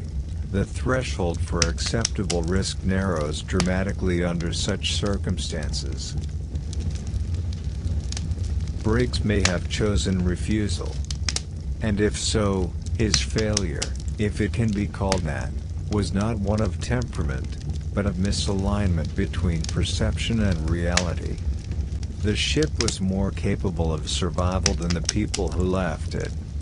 That inversion haunts the story. It forces a reassessment of how we judge leadership after the fact. We praise caution when outcomes are favorable. We condemn it when they are not. But the decision itself does not change, only our interpretation of it does. Briggs never had the luxury of hindsight. He had only a moment, a set of impressions, and the weight of responsibility pressing inward. That moment left no record. And so, his character becomes a stand-in for evidence we do not have. Caution is often praised in retrospect, but it is rarely examined closely in the moment it operates. Captain Benjamin Briggs lived inside caution the way some men live inside faith, not as a performance, but as a habit. His letters, business dealings, and professional reputation all suggest a man who preferred prevention to heroics. He trusted systems. He trusted preparation. He trusted foresight. What he could not trust was uncertainty. At sea, uncertainty is not dramatic. It is subtle. It arrives as small discrepancies that do not align neatly. A reading that feels off by a degree. A smell that should not linger. A sound that does not repeat predictably. None of these demands immediate action. Together, they create a background tension that wears on judgment.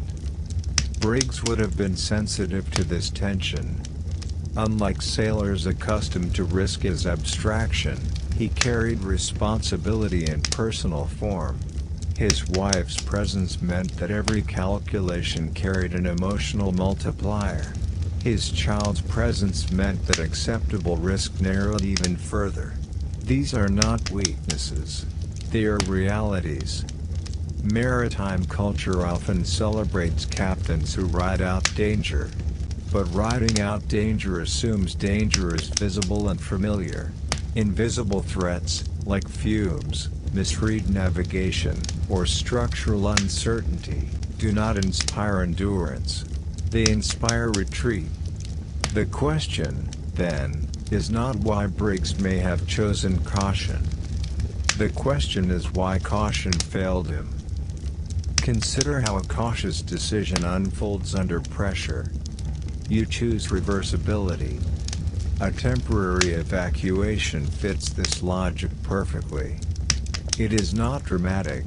It is not final. It is meant to create space for reassessment. And yet, the sea does not respect provisional decisions.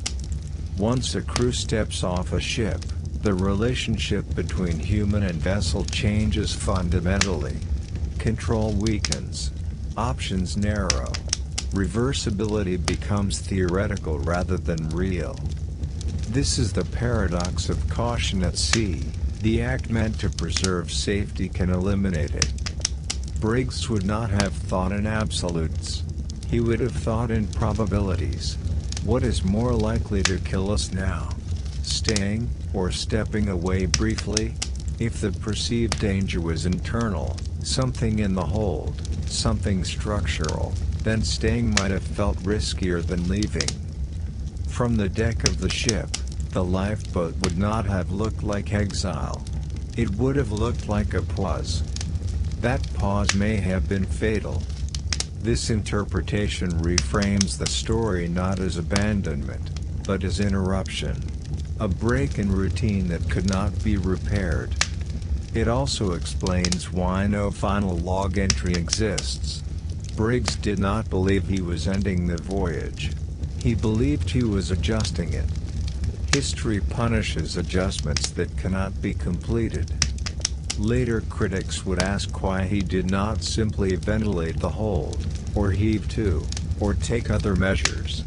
These questions assume clarity he did not possess. They also assume that fear operates logically under sustained stress. Caution does not always choose the optimal solution. It chooses the one that feels safest now.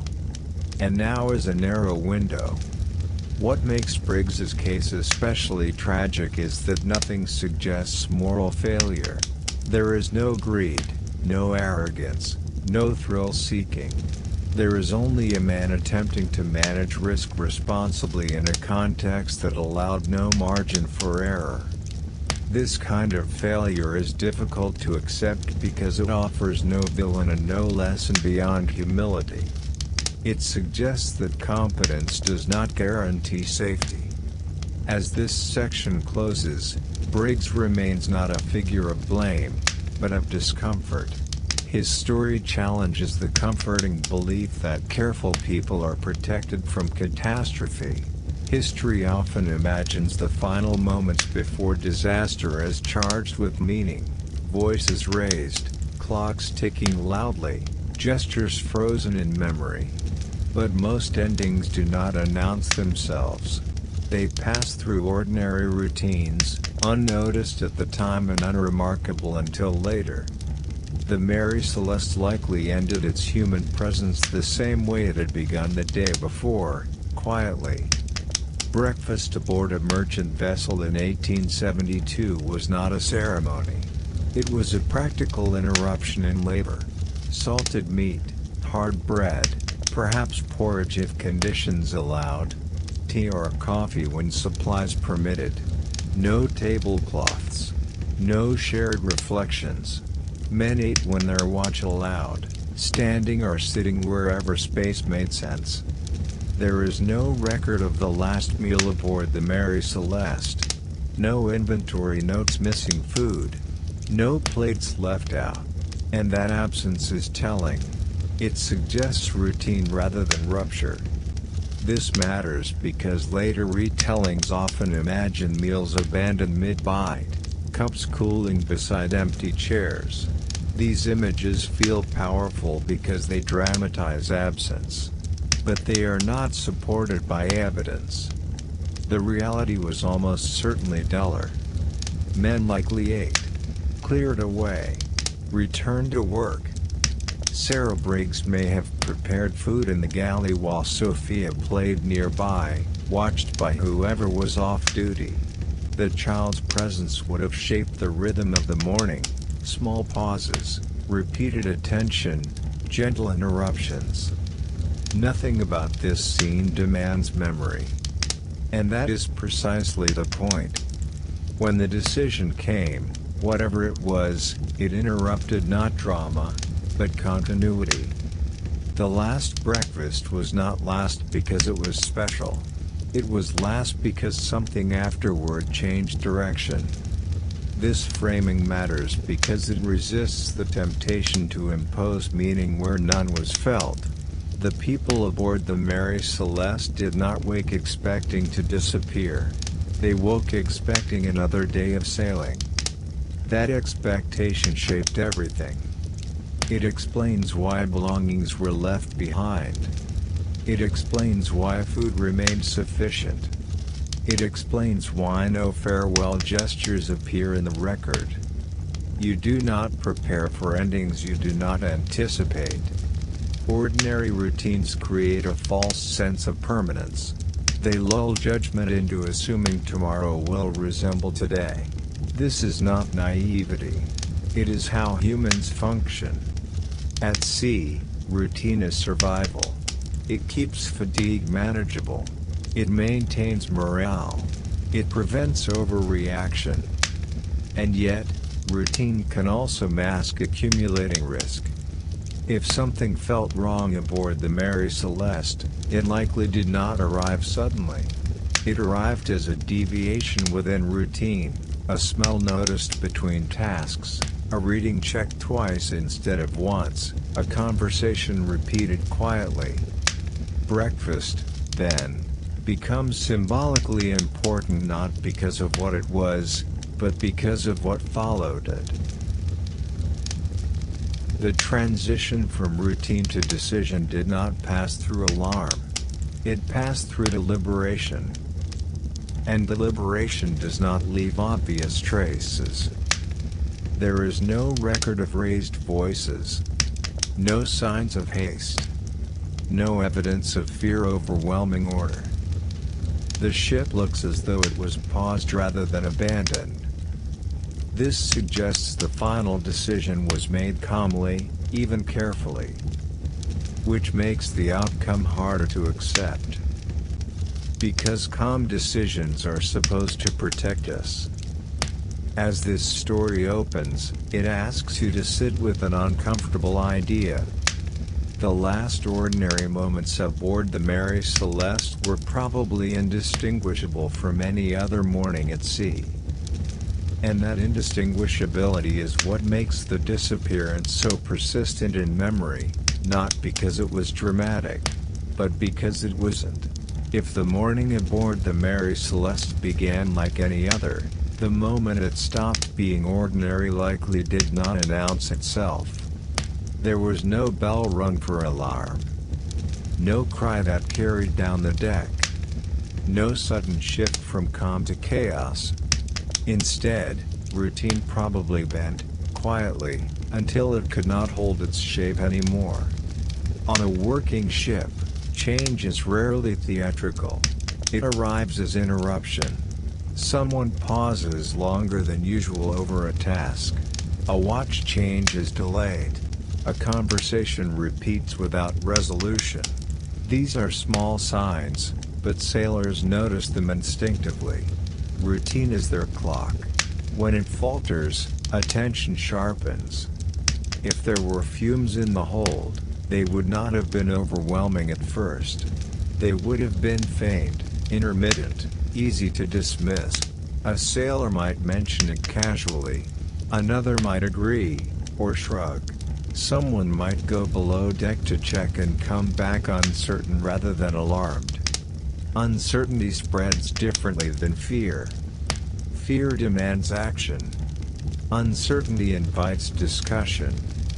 Discussion, aboard a ship, often circles. The captain listens. He asks questions. He weighs experience against reports.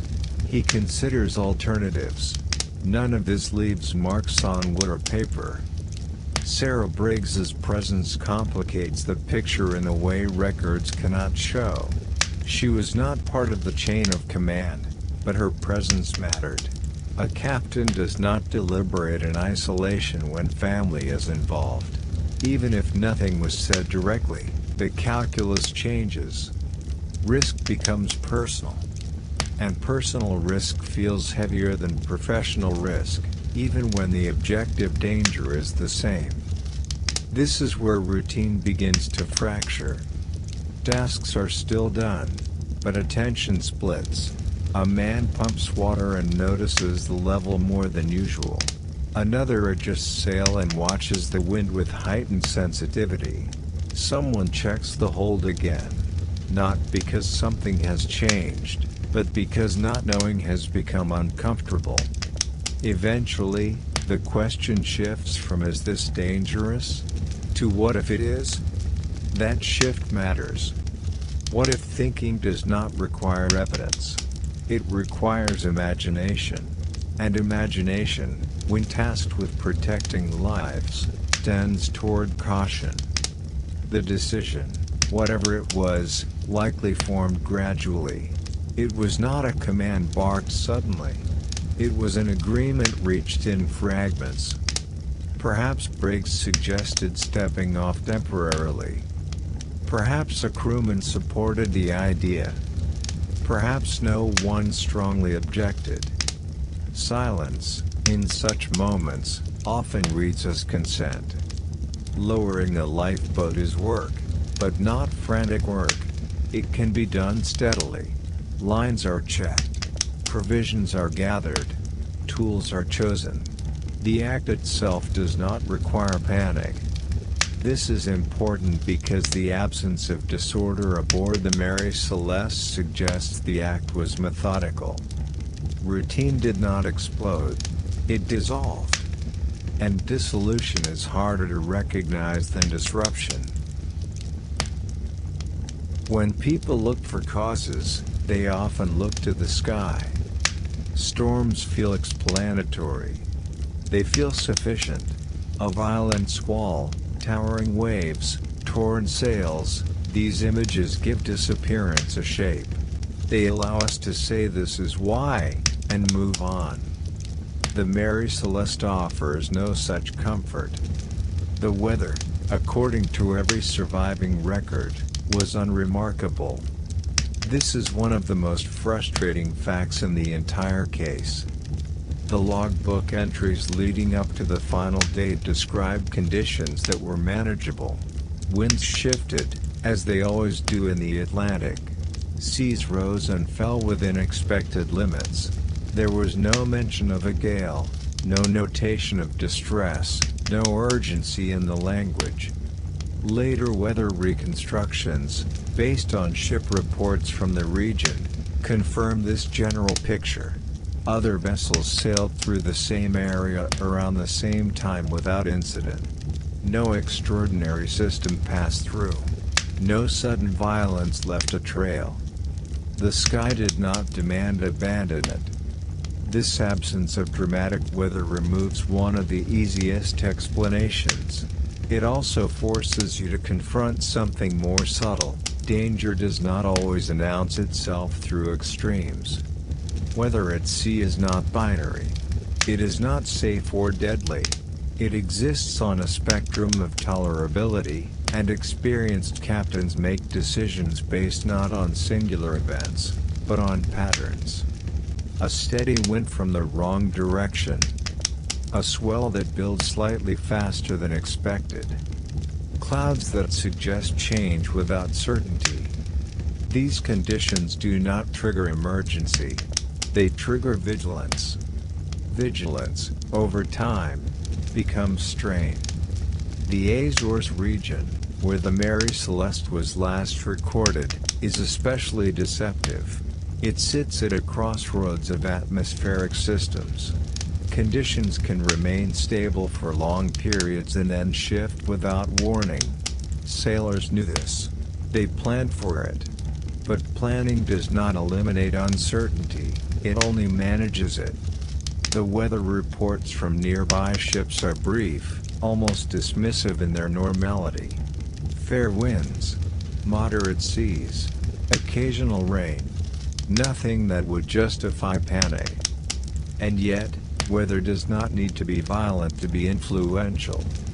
Wind direction affects speed. Speed affects navigation. Navigation errors compound. A small misreading, carried forward over days, can place a ship somewhere it does not expect to be.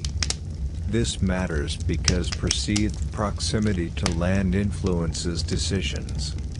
If Briggs believed land was closer than it actually was, the idea of stepping into a lifeboat, even briefly, would have felt less risky. Weather that slowed progress or obscured landmarks could have reinforced this miscalculation. Again, nothing dramatic. Just small inaccuracies layered together. Weather also interacts with cargo. Temperature changes affect evaporation rates. Shifts in humidity affect how smells travel. A calm day can trap fumes in a hold more effectively than a storm that forces ventilation. In this way, mild weather may have contributed indirectly to unease. The absence of strong wind means fewer natural air exchanges below deck. Smells linger longer. Sensations intensify. What might have dissipated quickly in rough conditions could persist in calm ones. So the weather that says very little may, paradoxically, have mattered a great deal. It did not threaten the ship. It threatened confidence. Confidence is harder to measure than wind speed, but just as important. Maritime decision-making depends on margin. How much room do you have before conditions worsen? How much uncertainty can you tolerate? When weather feels ambiguous rather than hostile, those margins become harder to read. This ambiguity can push a cautious mind toward action, not because danger is present, but because it might be. The Mary Celeste did not flee a storm. It may have tried to get ahead of one that existed only as possibility. And possibility leaves no scars. When later commentators ask why Briggs did not simply wait, they assume waiting was neutral. At sea, waiting is also a choice, and not always the safer one. Weather reports that say very little are dangerous in this way. They do not reassure. They hover. They leave captains alone with judgment.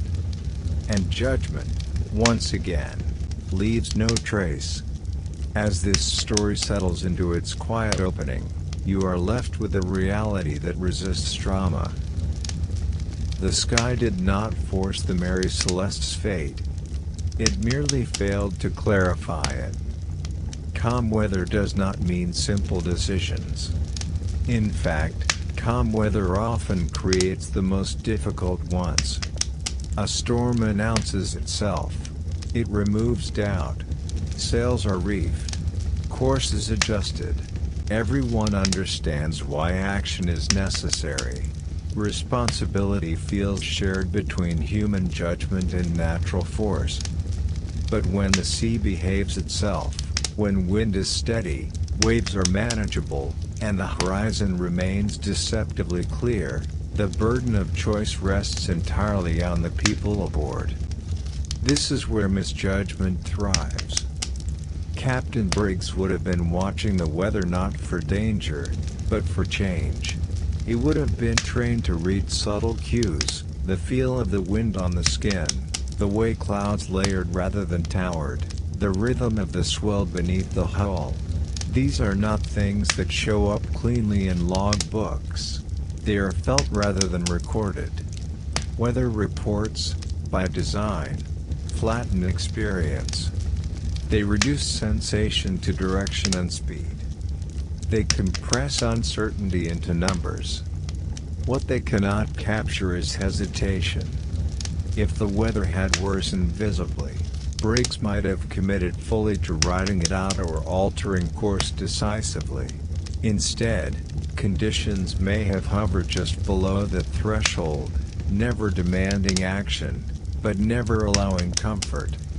This creates a psychological trap.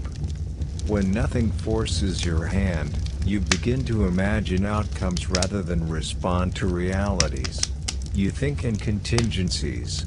You prepare for what might happen instead of reacting to what is happening. Preparation feels responsible. But it can also be premature.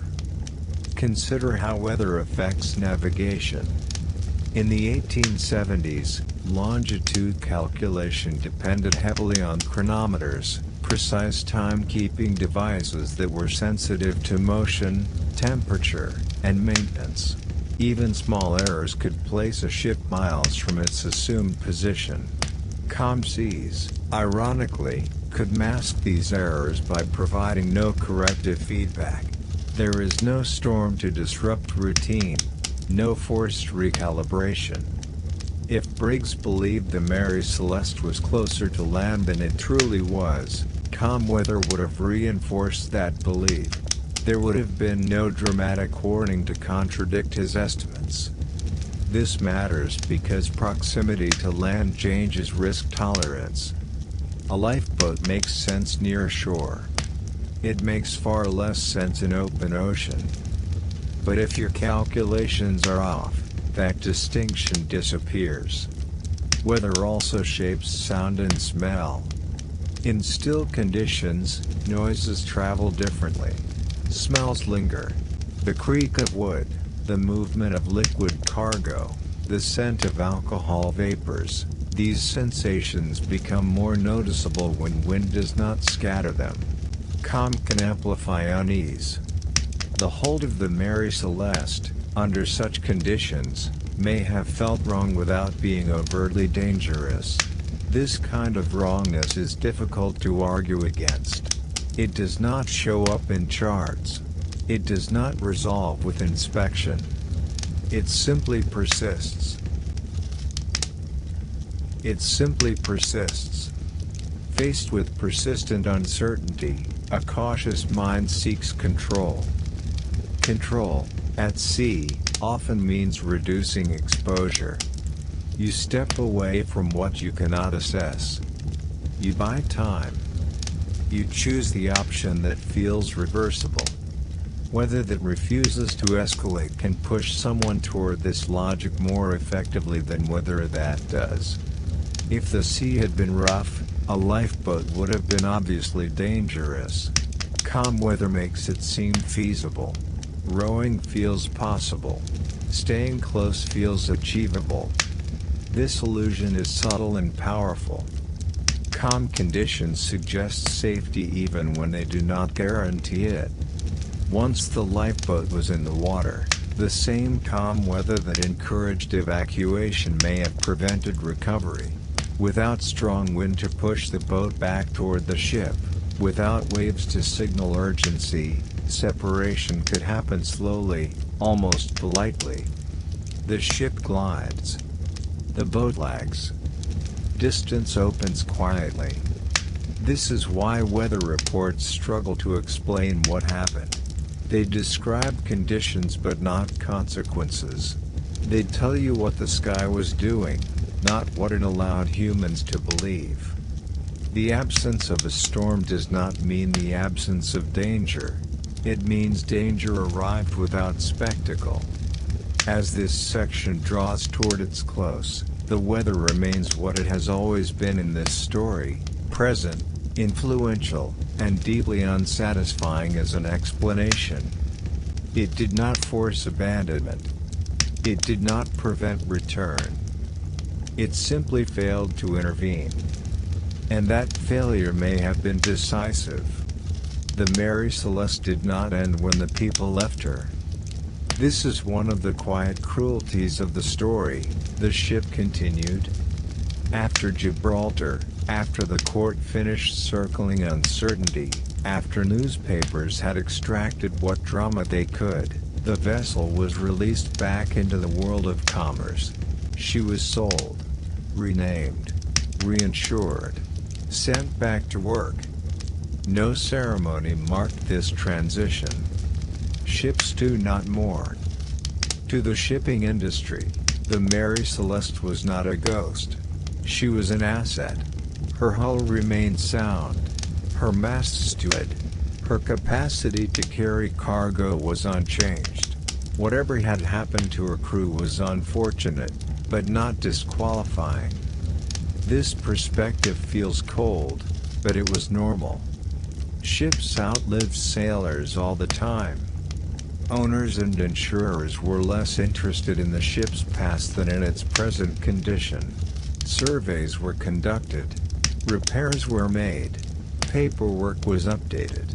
The name Mary Celeste itself became inconvenient, too recognizable, too burdened with association, so it was altered. Renaming a ship is not symbolic in shipping. It is practical.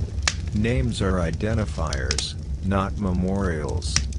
With a new name, the vessel took on new voyages. New crews walked her decks. New captains slept in the same quarters where Briggs once wrote his logbook. None of them reported anything unusual. No curses. No apparitions. No inexplicable malfunctions. The ship behaved like what it was: wood, canvas, rope, and habit. This continuation unsettles people more than disappearance ever could. If the ship had sunk shortly after, the story would feel complete. Loss would align. Instead, the vessel persisted, quietly undermining the idea that something fundamentally wrong had happened to her. Whatever went wrong had been human. And human absence does not damage timber. The later history of the ship is unremarkable by design. She carried goods. She made port. She weathered storms. She aged. She accumulated wear. Eventually, she met an end common to many aging merchant vessels, grounded deliberately for insurance purposes and destroyed. There was no echo of mystery in her final days. This matters, because it challenges the way we think about haunted objects. The Mary Celeste did not carry its story forward. People did. Those who sailed her afterward likely knew the rumors. Sailors are never ignorant of reputation. But reputation did not change the ship's behavior. If anything, it faded as routine replaced legend. The afterlife of the Mary Celeste was administrative, repetitive, and dull. And that dullness is instructive. It tells you that the disappearance did not mark the vessel as dangerous. It did not alter her seaworthiness. It did not leave a trace that later crews could feel or measure. This undermines supernatural explanations completely, but it also undermines something else, the idea that events imprint themselves on objects in meaningful ways. The ship did not remember. Only people did. This creates an imbalance that history often struggles to accept. We want places and things to carry memory so that loss feels anchored. When they do not, memory floats, unmoored, dependent on retelling. The Mary Celeste became famous not because of what followed, but because nothing did. Her afterlife was too ordinary to justify her legend. That tension, between extraordinary absence and mundane continuation, keeps the story alive. For a brief time after Gibraltar, the Mary Celeste existed in an awkward in-between state, not haunted, not forgotten, but inconveniently remembered. This phase did not last long. Shipping is a practical business. Reputation matters only insofar as it affects insurance premiums, crew willingness, and resale value. Once those concerns are managed, memory becomes surplus. The ship's new owners addressed reputation the way merchants always have, by changing paperwork. A new name softened associations. New routes distanced her from old headlines. New crews diluted continuity. Within a few voyages, the vessel's past stopped being a daily topic aboard her decks. This is not because sailors were careless about history. It is because routine overwrites story. A sailor joins a ship for work, not myth. He learns where lines run, how the deck behaves in heavy seas, where leaks tend to form. These details matter far more than what happened years earlier under different command. And the Mary Celeste, renamed, recontextualized, offered no resistance to this erasure. She did not fail unusually.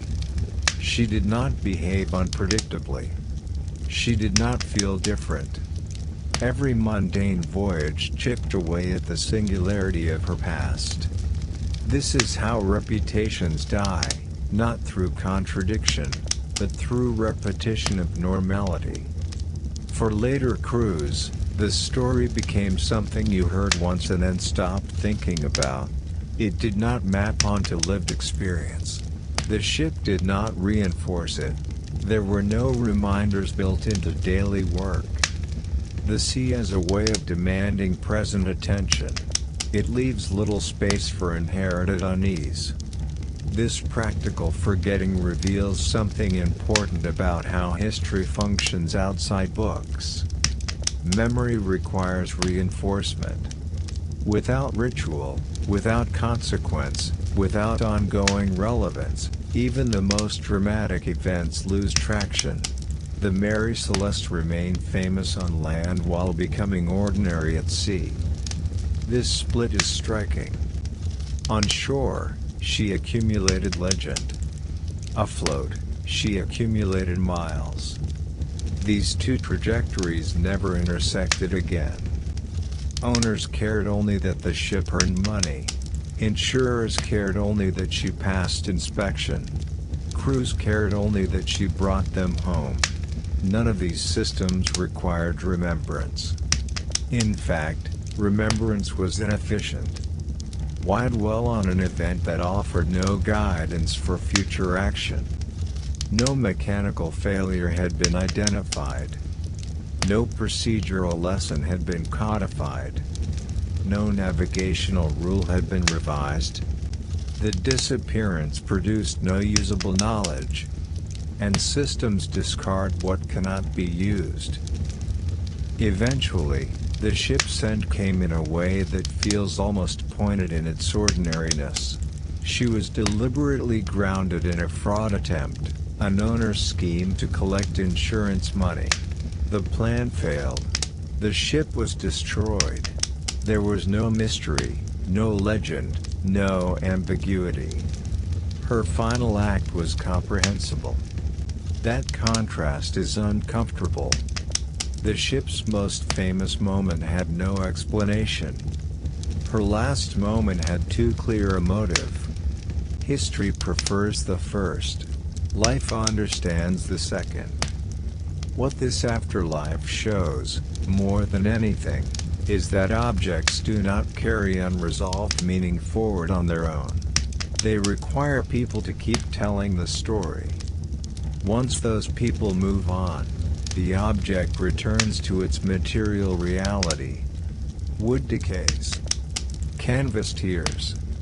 Iron corrodes. Meaning evaporates faster than alcohol in a barrel. The Mary Celeste did not become a relic. She did not become sacred. She did not become cursed. She became used, worn, and discarded like countless other ships. And that may be the most honest ending she could have had. As this section settles, it leaves behind a quiet inversion of expectation. The ship survived its mystery but could not survive usefulness. Silence is not empty. It only appears that way at first. In the case of the Mary Celeste, silence did not mark the end of events, it marked the beginning of interpretation. Once the ship had been examined, the cargo counted, the courts adjourned, and the vessel returned to service, there should have been nothing left to say. But nothing is harder for the human mind to accept than nothing. Silence invites occupation. At first, the silence surrounding the Mary Celeste was factual. It consisted of missing testimony, absent bodies, and unanswered questions. It was the silence of incomplete information. This kind of silence is tolerable for a while. People assume it will be filled eventually. When it wasn't, something changed. The silence became uncomfortable. And uncomfortable silences do not remain unaltered. They acquire shape. They become suggestive. They begin to feel intentional, as if something is being withheld rather than simply unavailable. This is a crucial psychological shift. The Mary Celeste did not speak because it could not. But people began to treat that inability as secrecy. Once silence is interpreted as concealment, speculation becomes justified, even necessary. Questions transform from what happened into what are we not being told? This transition happened gradually, almost invisibly. No single article, book, or speaker created it. It emerged from accumulation. Each retelling emphasized uncertainty slightly more than the last. Each omission was framed as suspicious rather than inconclusive. Over time, silence stopped being a lack of information and became evidence itself. This is one of the most dangerous transformations in historical reasoning. Silence, by nature, is neutral. It has no intent. But once it is treated as meaningful, it becomes infinitely flexible. It can support any conclusion because it resists contradiction. No bodies? Perhaps they were hidden. No struggle? Perhaps it was subtle. No motive? Perhaps it was unknown. Silence absorbs explanation without resistance. The Mary Celeste became a perfect vessel for this process because it offered just enough material to anchor imagination without limiting it. A ship. A crew. A lifeboat missing. Instruments gone. Everything present except the people. The absence was tidy. And tidy absences are easy to romanticize. Silence also changes tone over time. At first, it feels tragic. Then eerie. Then intriguing. Finally, entertaining. By the time the story reached later generations, silence was no longer something to be resolved. It was something to be preserved. Solving the mystery would ruin it. This is when history quietly turns into folklore. Not through lies, but through preference. People prefer questions that cannot be answered to answers that feel insufficient. The Mary Celeste offered no dramatic explanation, only plausible ones. And plausibility does not satisfy curiosity the way mystery does. So silence was protected. Writers framed the case as eternally unknowable. They dismissed reasonable explanations as too simple. They treated caution, miscalculation, and chance as boring distractions from the real appeal. Silence, once again, won. But something important was lost in this transformation. The silence of the Mary Celeste originally reflected human limitation, what could not be known because witnesses were gone. Later, it reflected human choice, what people preferred not to conclude. This distinction matters. The first kind of silence invites humility. The second invites spectacle. Humility asks you to sit with uncertainty. Spectacle asks you to decorate it. The story's endurance owes more to the second than the first. And yet, beneath all later elaboration, the original silence remains unchanged. It does not confirm. It does not deny. It simply persists. It is the silence of a decision made without record. Of a separation that left no mark. Of people who did not know they were creating a mystery. That silence deserves attention not because it is spooky, but because it is ordinary. Most human decisions vanish this way. They are made. They are lived with. They leave consequences but no explanations. History rarely notices them unless something goes wrong. The Mary Celeste is remembered not because silence is rare, but because silence survived in a context where we expected noise. As this story opens, it asks you to consider silence not as an invitation to imagine, but as a boundary, one that history cannot cross without changing its nature. Once silence is accepted as part of a story, it begins to serve a purpose. This is difficult to admit, but important. The unanswered questions surrounding the Mary Celeste did not merely frustrate people, they soothed them. Mystery offered a way to engage without commitment, to feel curiosity without responsibility. It allowed listeners and readers to hover safely above the event rather than descend into its implications. Certainty demands judgment. Uncertainty allows distance. As the years passed, the silence became useful. It allowed the story to be retold endlessly without change. Each generation could approach it fresh, unburdened by conclusions made by those before them. No interpretation was final. No explanation needed to be defended. This flexibility is rare in history. Most events close themselves through evidence, consensus, or exhaustion. The Mary Celeste refused all three. And so, it remained open, available for projection. People began to ask not what happened, but what could have happened. This shift is subtle but decisive. Possibility replaced responsibility. The ship became a canvas rather than a case. This transformation coincided with a broader cultural change. The late 19th and early 20th centuries saw growing public appetite for puzzles, enigmas, and unexplained phenomena. Ghost stories, spiritualism, and speculative science all gained popularity. The Mary Celeste fit neatly into this environment, not because it involved the supernatural, but because it allowed it. Silence makes room. What matters here is not that people believed extraordinary explanations, but that they enjoyed entertaining them. Silence did not demand belief. It invited imagination. And imagination is less demanding than understanding. Understanding requires context. It requires accepting that events can arise from ordinary decisions gone wrong. It requires acknowledging that tragedy does not always have meaning proportional to its impact. Silence spares us the discomfort. By preserving mystery, the Mary Celeste avoids becoming a lesson.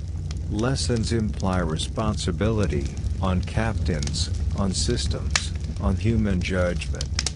Mystery absolves everyone. It says, this was beyond knowing. That absolution is appealing. It protects Briggs from blame without forcing recognition of error. It protects institutions from scrutiny without demanding reform. It protects audiences from confronting how fragile ordinary safety really is. Silence becomes a buffer. But this buffer has a cost. When silence is treated as comfort rather than limitation, it discourages careful thinking. Plausible explanations are dismissed as too simple. Evidence-based reasoning is overshadowed by narrative appeal. The boundary between what is unknown and what is unknowable blurs. The Mary Celeste did not become famous because it was unsolvable. It became famous because people decided not to solve it. This decision was rarely explicit. It emerged gradually through tone, emphasis, and repetition. Each retelling that favored ambiguity over analysis reinforced the idea that analysis was somehow inappropriate, that to explain would be to ruin the story. And so, silence was preserved deliberately. This preservation reshaped the emotional texture of the event. What began as loss became curiosity. What began as tragedy became intrigue. The families who waited for answers disappeared from view, replaced by abstract fascination. Silence, once again, did not speak for them. Instead, it spoke for the audience. This is not unique to the Mary Celeste. It is a pattern visible in many historical mysteries. Silence becomes sacred. To challenge it feels like intrusion. To fill it feels like arrogance. But silence is not wisdom. It is absence. The original silence of the Mary Celeste deserves respect because it reflects missing information. The later silence deserves scrutiny because it reflects a choice. A choice to keep asking without answering. A choice to circle rather than conclude. This choice does not honor the past. It uses it. As this section draws to a close, the silence feels heavier, not because it is mysterious, but because it has been shaped and protected over time. History remembers captains more easily than crews. This is not because captains matter more, but because they leave more traces. Their names appear in logs, contracts, and court documents. Their decisions are recorded, debated, and judged. The sailors beneath them, those who hauled lines, stood watch, and slept where space allowed, rarely leave anything behind that history knows how to keep. The Mary Celeste is no exception. When the ship was found empty, lists were made. Names were written down. Ages, nationalities, ranks. These details survive in fragments, enough to prove that the men existed, but not enough to tell you who they were. They appear in history as a group rather than as individuals. This grouping is convenient, but it hides something important. Each sailor aboard the Mary Celeste had a life shaped by repetition. Sailing was not adventure for most of them. It was work. It was how rent was paid, families were supported, and days were structured. The sea was dangerous, but danger was normalized through routine. These men had sailed before. They had waited out weather. They had smelled strange things in holds. They had heard ships creak and settle in the night. None of this would have startled them. Which makes their absence harder to explain through panic. Ordinary sailors do not abandon ships lightly. They understand the arithmetic of survival. A wooden hull, even a troubled one, is almost always safer than a small boat on open water. This knowledge is not theoretical. It is learned through experience, reinforced by stories passed down in ports and forecastles. If these men followed brigs into a lifeboat, it was not because they forgot this truth. It was because they trusted the judgment of someone they believed had weighed the risk carefully. Trust is the most under-examined force in this story. Sailors depend on it. They do not vote on decisions in moments of uncertainty. They defer. Not blindly, but practically. A ship cannot function if every action requires consensus. This means that when the crew left the Mary Celeste, they likely did so together, without fracture. No evidence suggests dissent, resistance, or refusal. Belongings were left behind not because of haste, but because no one expected not to return. This collective expectation matters. It suggests the absence was not caused by fear overwhelming discipline, but by discipline redirecting itself temporarily. These men were not running away. They were repositioning. At least, that is what the action implies. But history does not dwell on them. It folds them into the mystery and moves on. Their families appear briefly, if at all. Their skills, habits, and small choices disappear entirely. The men become silhouettes. This erasure is common in maritime history, but the Mary Celeste amplifies it because there is no endpoint to anchor memory. No wreck site. No final battle. No dramatic last stand. Just disappearance. When people speculate about mutiny or madness, they often forget how unlikely such scenarios are among experienced crews.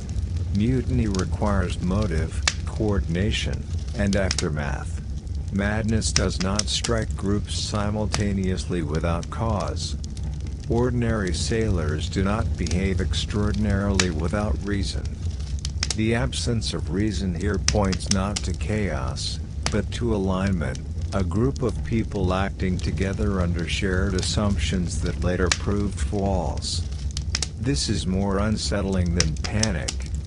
It suggests that everything may have felt reasonable at the time. That the decision, whatever it was, made sense within the moment's constraints. And that makes the outcome feel uncomfortably close to home. Because most historical tragedies are easy to distance. They involve extremes: war, famine, disaster. The Mary Celeste involves people doing their jobs competently until competence itself was not enough.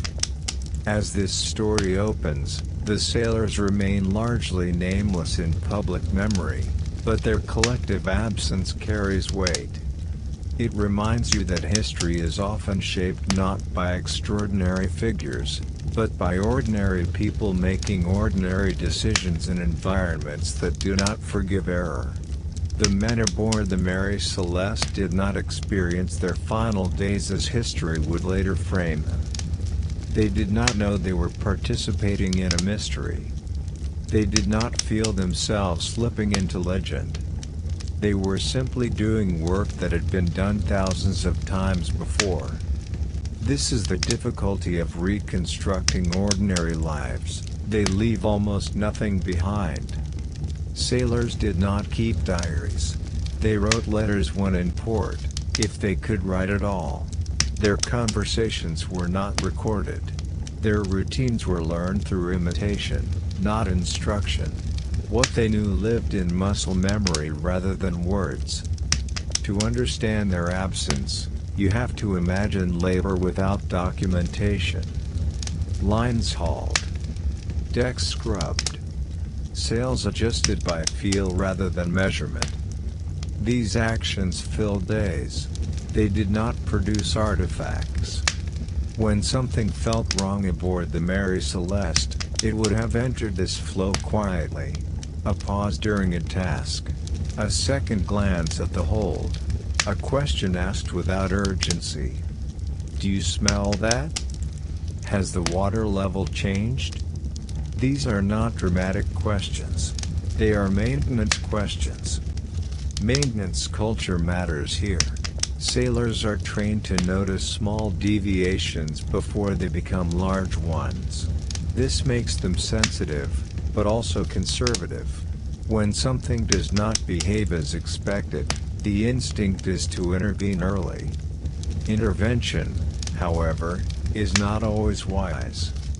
Early intervention assumes you understand the risk you are mitigating. If the risk is misidentified, intervention can create new danger. The sailors aboard the Mary Celeste were not reckless. They were probably too responsible for their own good.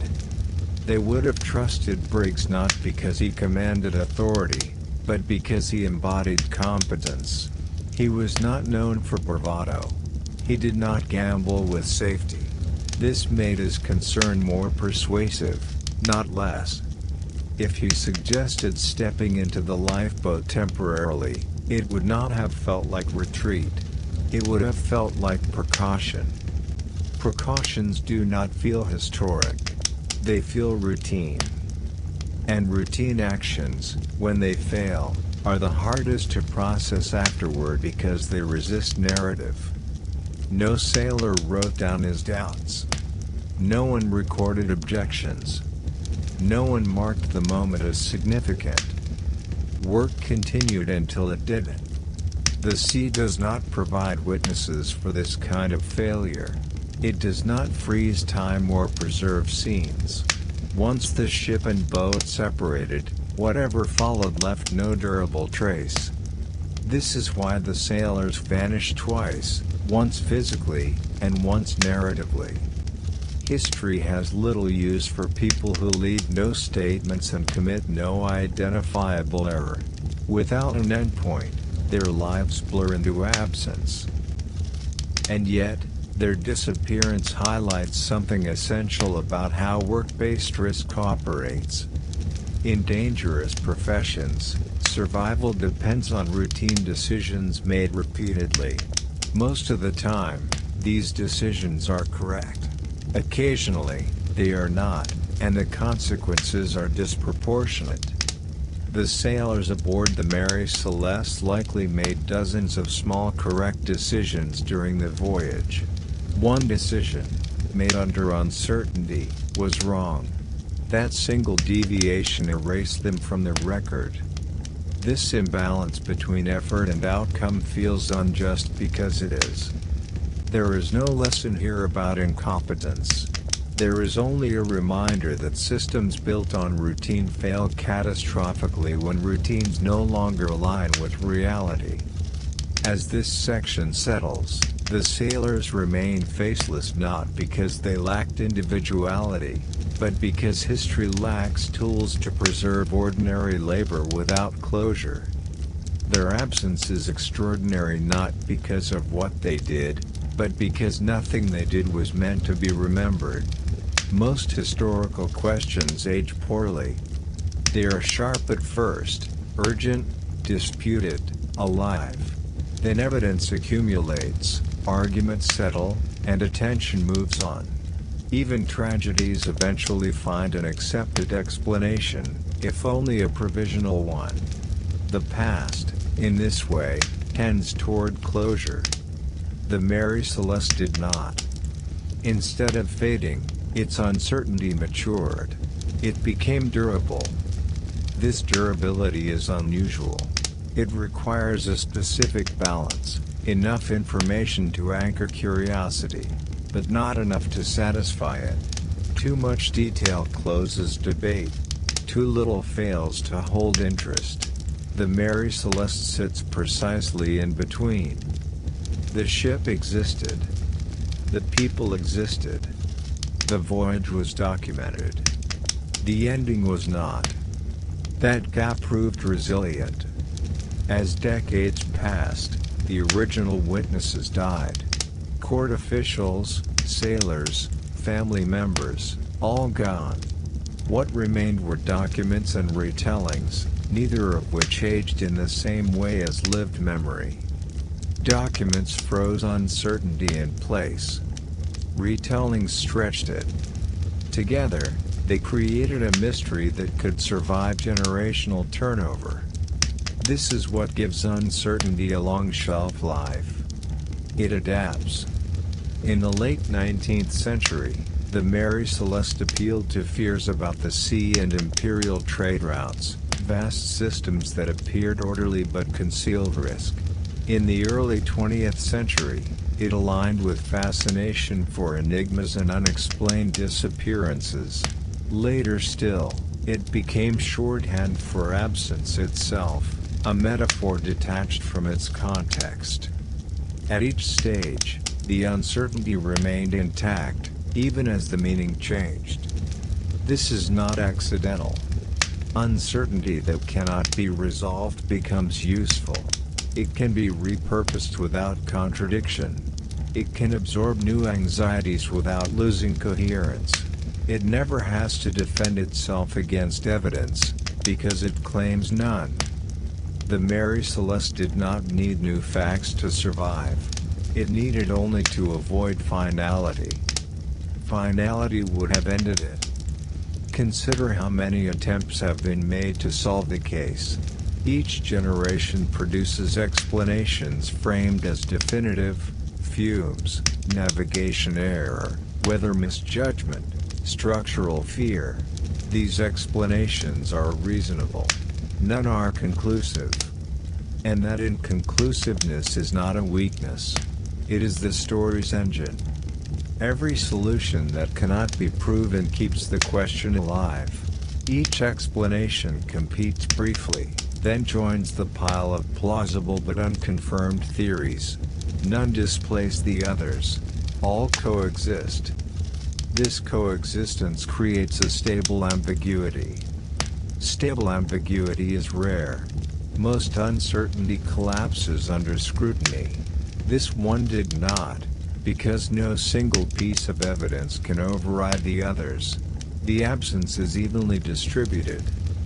No explanation contradicts the physical evidence. No explanation fully accounts for human behavior. The result is equilibrium. Equilibrium allows repetition without fatigue. Teachers mention the Mary Celeste as an example. Writers reference it without explanation. Listeners recognize the name even if they know nothing else. The uncertainty becomes cultural shorthand. But something subtle happens when uncertainty lasts this long. It stops feeling temporary. Instead of a problem to be solved, it becomes a feature to be preserved. Attempts at resolution feel almost intrusive, as if they misunderstand the purpose of the story. This is when uncertainty becomes identity. The Mary Celeste is no longer a ship that disappeared. It is the ship that disappeared. Its defining characteristic is not what happened, but that we do not know. That identity is reinforced every time someone says, "No one knows what happened." This statement is true, but also incomplete.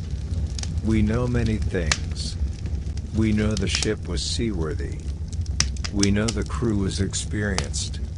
We know there was no violence aboard. We know the abandonment was orderly. What we do not know is the final trigger. But human minds are not satisfied with partial knowledge. We want the last link in the chain. Without it, the entire structure feels provisional. The Mary Celeste denies us that final link. And in doing so, it exposes something uncomfortable about how we interact with the past. We often claim to value understanding, but what we truly value is resolution. When resolution is unavailable, we convert uncertainty into fascination rather than accepting it as limitation. This conversion keeps the story alive, but at a cost. The cost is that uncertainty stops being questioned. It becomes background. People stop asking whether the mystery is actually mysterious, or simply incomplete. They stop examining whether the unknown is proportionate to the attention it receives. The long shelf life of uncertainty depends on this shift, from inquiry to acceptance. As this story begins, it invites you to look at uncertainty not as a failure of knowledge, but as a condition that can be maintained, curated, and even enjoyed. Uncertainty usually feels sharp at first. It irritates. It unsettles. It demands attention. But over time, if it remains unresolved, it begins to soften, not because answers appear, but because the absence of answers becomes expected. This is what happened to the Mary Celeste.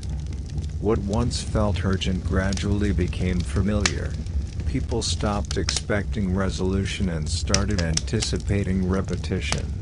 The story was retold not to find closure, but to confirm that closure still had not arrived. Familiar uncertainty is different from fresh mystery. Fresh mystery asks for work.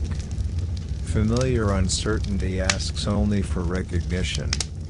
When someone mentions the Mary Celeste, listeners nod. They already know how the sentence will end. No one knows what happened. The phrase is delivered almost automatically, like a ritual closing. Ritual replaces investigation. This shift changes how uncertainty functions. Instead of provoking curiosity, it becomes a comfort zone. The unknown feels stable, predictable, even. It allows engagement without effort.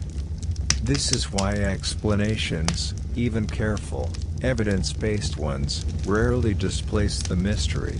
They require attention, evaluation, and acceptance of limits. The familiar uncertainty requires none of that. It simply sits there. Over time, the unanswered question stops being perceived as a gap and starts being perceived as a feature. The story becomes less about the event and more about the endurance of not knowing. This endurance has consequences. When uncertainty becomes familiar, people stop distinguishing between what is unknown and what is unlikely. Speculation drifts freely because there is no longer an expectation that it will be resolved. Extraordinary ideas are entertained not because they are persuasive, but because they fit the open space. At the same time, ordinary explanations begin to feel insufficient, not because they are wrong, but because they threaten to end the story.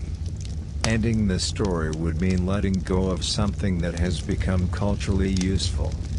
The Mary Celeste occupies a particular role in collective memory. It represents the idea that some things are forever beyond understanding.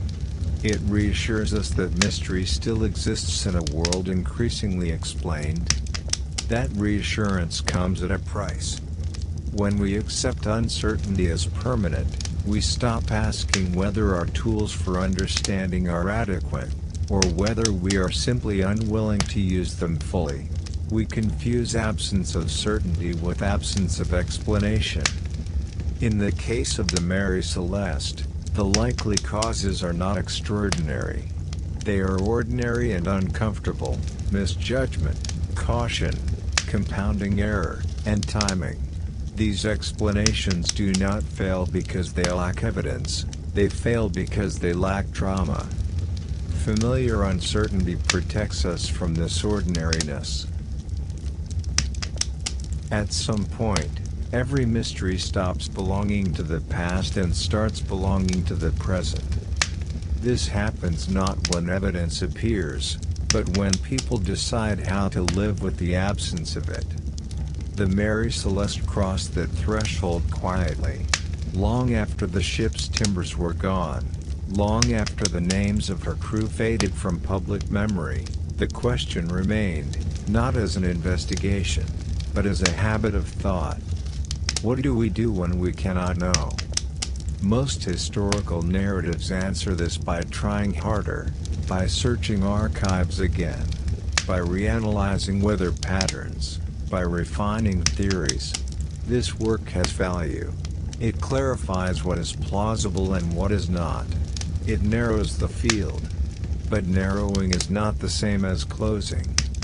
Eventually, inquiry reaches a point where it cannot move forward without new evidence. When that happens, responsibility shifts. The responsibility is no longer to solve. It is to interpret honestly. Honest interpretation does not mean inventing meaning. It means acknowledging limits without turning them into spectacle. The Mary Celeste asks for this kind of attention because it sits at the boundary between explanation and humility. It invites us to examine not only what happened, but how we respond when events resist our desire for completion. There are several options. We can mythologize. We can sensationalize. We can preserve mystery for its own sake. Or we can accept that some events end without narrative symmetry. Acceptance is not resignation. It requires holding multiple truths at once. That people likely made reasonable decisions under uncertainty. That those decisions had irreversible consequences. That no single factor explains everything. That absence does not imply hidden drama. This kind of holding is difficult because it does not produce satisfaction. It produces perspective. Perspective asks you to sit with incomplete knowledge without filling it. It resists the urge to add motives, villains, or lessons that the evidence cannot support. In this sense, the Mary Celeste is not an invitation to speculate. It is an invitation to practice restraint. Restraint is not passive. It requires attention. It requires distinguishing between what is unknown and what is unknowable. It requires recognizing when curiosity becomes consumption. The story's endurance suggests that we struggled with this distinction. We are drawn to unanswered questions not only because they intrigue us, but because they allow us to postpone judgment. If nothing can be known, nothing has to be learned. But something can be learned here, even without final answers. The likely causes of the Mary Celeste's abandonment point to a pattern seen across history and across fields. Complex systems fail not through single dramatic errors, but through a convergence of small, reasonable decisions made under incomplete information. This pattern is uncomfortable because it implicates competence rather than incompetence. It suggests that doing one's best is not always enough. When the story is framed as unknowable, it feels safely distant. When it is framed as ordinary misjudgment, it feels close, uncomfortably so. This is where the living come in. Every generation that retells the Mary Celeste chooses what kind of story it will be. A puzzle, a legend, or a case study in how uncertainty behaves when no one notices it hardening into action. None of these choices change what happened. They change what the story does. If we treat unanswered questions as entertainment, they entertain.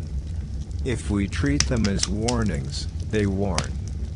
If we treat them as boundaries, they teach humility. The ship itself cannot guide us. The people aboard cannot speak. Only the way we handle their absence remains within our control. As this final story opens, it does not ask you to decide what happened aboard the Mary Celeste.